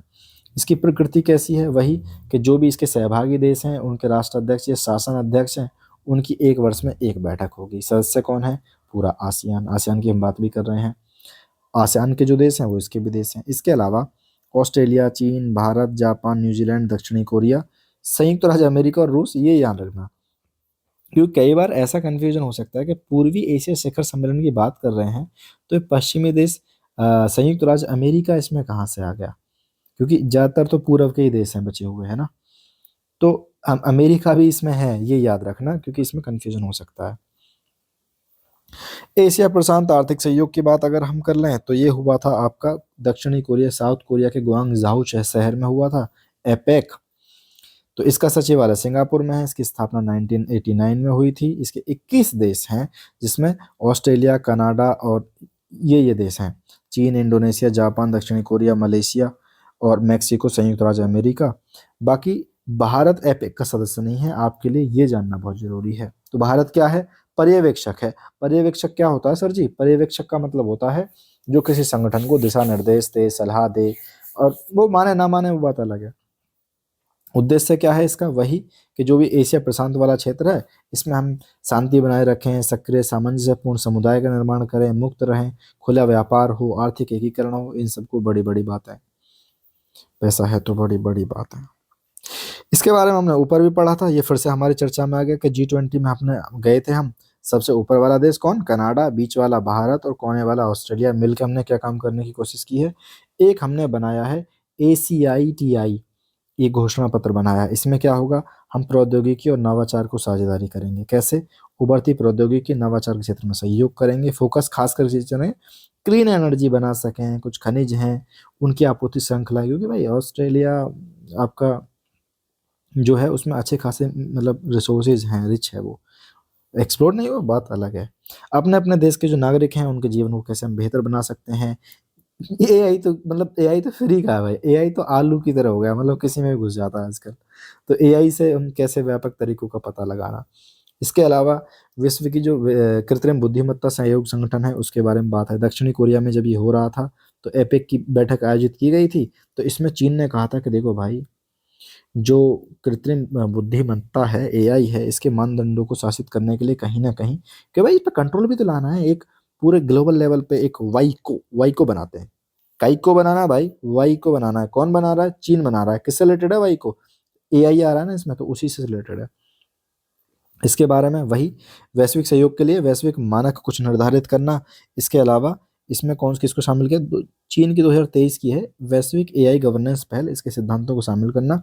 वैसे हमारे नीति आयोग ने भी एआई गवर्नेंस पहल कराई है। हमने ये आई थिंक अक्टूबर के महीने की जो गवर्नेंस वाला पार्ट है उसमें डिटेल में कवर किया है। तो इन सिद्धांतों में मानव केंद्रित डिजाइन, डेटा संप्रभुता के भाई, जिस डेटा संप्रभुता का मतलब है जिस देश का डेटा है उसी देश में वो स्टोर हो। एल्गोरिदम पारदर्शिता के, एल्गोरिदम किसी के साथ भेदभाव तो नहीं कर रहा, तो इन सब पे बल दिया गया है। इनको मैं ऑलरेडी डिस्कस कर चुका हूँ पिछली मैगजीन्स में, तो वैसे मैं बता दूँ एल्गोरिदम पारदर्शिता का मतलब है कि ऐसा तो नहीं हो रहा कि आप सपोज करो मैंने किया कि कोई चीज़ में बुक करनी है, सपोज करो विजन आईएएस की मैगजीन ही मुझे बुक करनी है, तो हमने किया, तो विजन की वेबसाइट ने देखा कि कोई और वेबसाइट दिखा रहा है जो स्पॉन्सर्ड है, पैसे हैं, तो कहीं ना कहीं एल्गोरिदम हमें आगे पीछे वेबसाइट्स को कर दे रहा है, तो इससे प्रभावित होते हैं बड़े लेवल पर मार्केट। घोषणा क्या है? संघाई में आयोजित हुई थी विश्व कृत्रिम बुद्धिमत्ता सम्मेलन यानी वर्ल्ड एआई कॉन्फ्रेंस, तो उसमें क्या बोलते हैं, इसने ये चीज़ की घोषणा करी थी। उद्देश्य वही कि अंतर्राष्ट्रीय संरचना पर एआई गवर्नेंस की पुनर्कल्पना करना और कहीं ना कहीं चीन को यूएसए के एक अल्टरनेटिव के रूप में स्थापना करना। इससे अगला हमारा पॉइंट है अब्राहम अकॉर्ड। चक्कर क्या है? अमेरिका राष्ट्रपति कहते हैं कि देखिए भाई अब से कजाकिस्तान भी अब्राहम अकॉर्ड का हिस्सा होगा। तो इससे पहले कौन है? इससे पहले हैं आपके यूएई, बहरीन, मोरक्को, इजराइल, इन्होंने साइन किए थे। उद्देश्य क्या है? तो देखो इजराइल के और जो बाकी मुस्लिम कंट्रीज हैं इनके बीच में, ये यहूदी कंट्री, मुस्लिम कंट्री, बात बात पे झगड़े चलते रहते हैं आए दिन, तो इनमें तनाव होता रहता है। तो इसी को लेकर के एक केबिन में मतलब आपस में मिसाइलों से बात है ना हो इनकी, आपस में बैठ के राजनयिक संबंध हो, व्यापारिक संबंध हो, सुरक्षा संबंध हो, तो ऐसी चीज़ सुनिश्चित की जा सके, उसको लेकर हमने अब्राहम अकॉर्ड साइन करे थे 2020 में। तो नाम किसके पे रखा हुआ? देखो हम कहते हैं ना कि जो भी यहूदी, ईसाई और आपका मुस्लिम, ये सब जो है अब्राहम की संतान है। कल्चर हमने सुना होगा आपने, नॉर्मली आप वर्ड सुनते होंगे कि अब्राहमिक रिलीजन, तो वो इसीलिए कहते हैं। तो उनके बाइबल के अब्राहम के नाम पे रखा हुआ था, जिन्हें यहूदी और अरब दोनों में साझा पूर्वज और बंधुत्व का प्रतीक मानते हैं। इसमें शामिल इजराइल, यूएई, बहरीन, मोरक्को और अब कजाकिस्तान होगा, ऐसा कहा जा रहा है। एक है वाटर कन्वेंशन, तो बांग्लादेश ने अभी क्या काम करा है, तो ये पहला देश बन गया है साउथ एशिया का जिसने सीमा पार जलमार्गों और अंतर्राष्ट्रीय झीलों के संरक्षण और उपयोग पर अभी समय, शॉर्ट में बोले तो वाटर कन्वेंशन पे जो शामिल हुआ है, तो ये पहला देश है बांग्लादेश। तो क्या भारत है? ओबियस सी बात है कि भारत नहीं होगा भाई, जब पहला बना है ये। तो 1992 में हेलसिंकी में अपनाया गया था, 1996 में लागू हुआ था। ये क्या कहता है कि भाई जल संसाधनों का जो संधारणीय प्रबंध है ना, वो कानूनी रूप से कहीं ना कहीं बाध्यकारी है। और जहाँ पे ये बाध्यकारी शब्द तुम्हें दिख जाए ना भाई, वहाँ समझ जाना खतरा, और मोस्ट प्रोबेबली भारत उसमें नहीं होगा, साइन नहीं करेगा। ठीक है, आगे आते हैं। इसके तहत पक्षकारों से सीमा प्रभाव को रोकने, नियंत्रित करने, इन सब की अपेक्षा की गई है और साझा जल संसाधनों का उचित, न्यायसंगत और संधारणीय उपयोग सुनिश्चित हो, ऐसा किया गया है। इसके अलावा कहा है कि भाई जो भी तटवर्ती देश हैं उनके बीच में जो समझौते हों उनके सहयोग को अनिवार्य बना दिया गया है। इसके बाद में आते हैं एनाकोंडा पैसेज। हाँ गलत पढ़ लिया, मुझे पता है, एनागाडा पैसेज। तो देखो भाई, अगर आपने अभी तक चैनल को सब्सक्राइब नहीं किया है तो सब्सक्राइब कर लो यार, कितना कह पाओगे। बाकी अगर इसमें कुछ कमी दिख रही है तो मुझे बताओ कमेंट करके, मैं ये आर्टिकल कंप्लीट करता हूँ इसके बाद में ना। संयुक्त राज्य अमेरिका नार्को आतंकवाद के खिलाफ जो कैरेबियन सागर है उसमें ऑपरेशन सदर्न स्पीयर संचालित कर रहा है। आपने देखा होगा कि कई जहाज मतलब कब्जे में कर लिए थे इस चीज को लेके। तो लड़ाकू जेट और मिसाइल वगैरह लाके, तो कहीं ना कहीं इसने क्या काम करा है, इनका जो विध्वंसक पोत था वो एनागाडा पैसेज से आया था। तो सबसे पहले समझते हैं कि भाई एनागाडा पैसेज है क्या। तो देखो भाई, पश्चिम में ब्रिटेन वर्जिन जो द्वीप समूह है वो, और दक्षिणी पूर्व में लीवार्ड द्वीप समूह, इन दोनों को अलग करता है ये आपस में। तो ये कहीं ना कहीं वेस्ट इंडीज जो है ना, वेस्ट इंडीज ये अमेरिका हो गया इधर, तो ये कहीं ना कहीं एक चैनल है जो अटलांटिक महासागर को कैरेबियन महासागर से जोड़ता है। इसको जाकर मैप में और डिटेल में देखना है ना, तो ये वहां पे पड़ता है। तो इसके अलावा 65 किलोमीटर चौड़ा है, ये इन इनके बीच में है, तो ये आ सकता है। समझना, इनकी दिशा चेंज कर देगा भाई, कि जो ब्रिटिश वर्जिन द्वीप समूह है वो पश्चिम में है और लीवर्ड द्वीप समूह जो है वो दक्षिण पूर्व में, इनको अलग करता है। एक के अलावा उन दोनों मार्गों में से एक है जो कैरेबियन सागर में प्रवेश करता है, दूसरा मार्ग है विंडवार्ड पैसेज और पहला है एनागाडा पैसेज। आज की वीडियो में इतना ही। अगर आपको वीडियो पसंद आई तो चैनल को सब्सक्राइब कर लो, शेयर कर दो, अपने दोस्तों तक पहुंचाओ कि देखो भाई हिंदी मीडियम में भी कोई ऐसी मैगजीन को बहुत आसान भाषा में तुम्हें समझाने का काम कर रहा है। बाकी आज के लिए थैंक यू, बाय बाय। जाके अगली वीडियो देखो, प्लेलिस्ट चेक करो। थैंक यू, लाइक मारो डिसलाइक मारो, तुम्हारी मर्जी।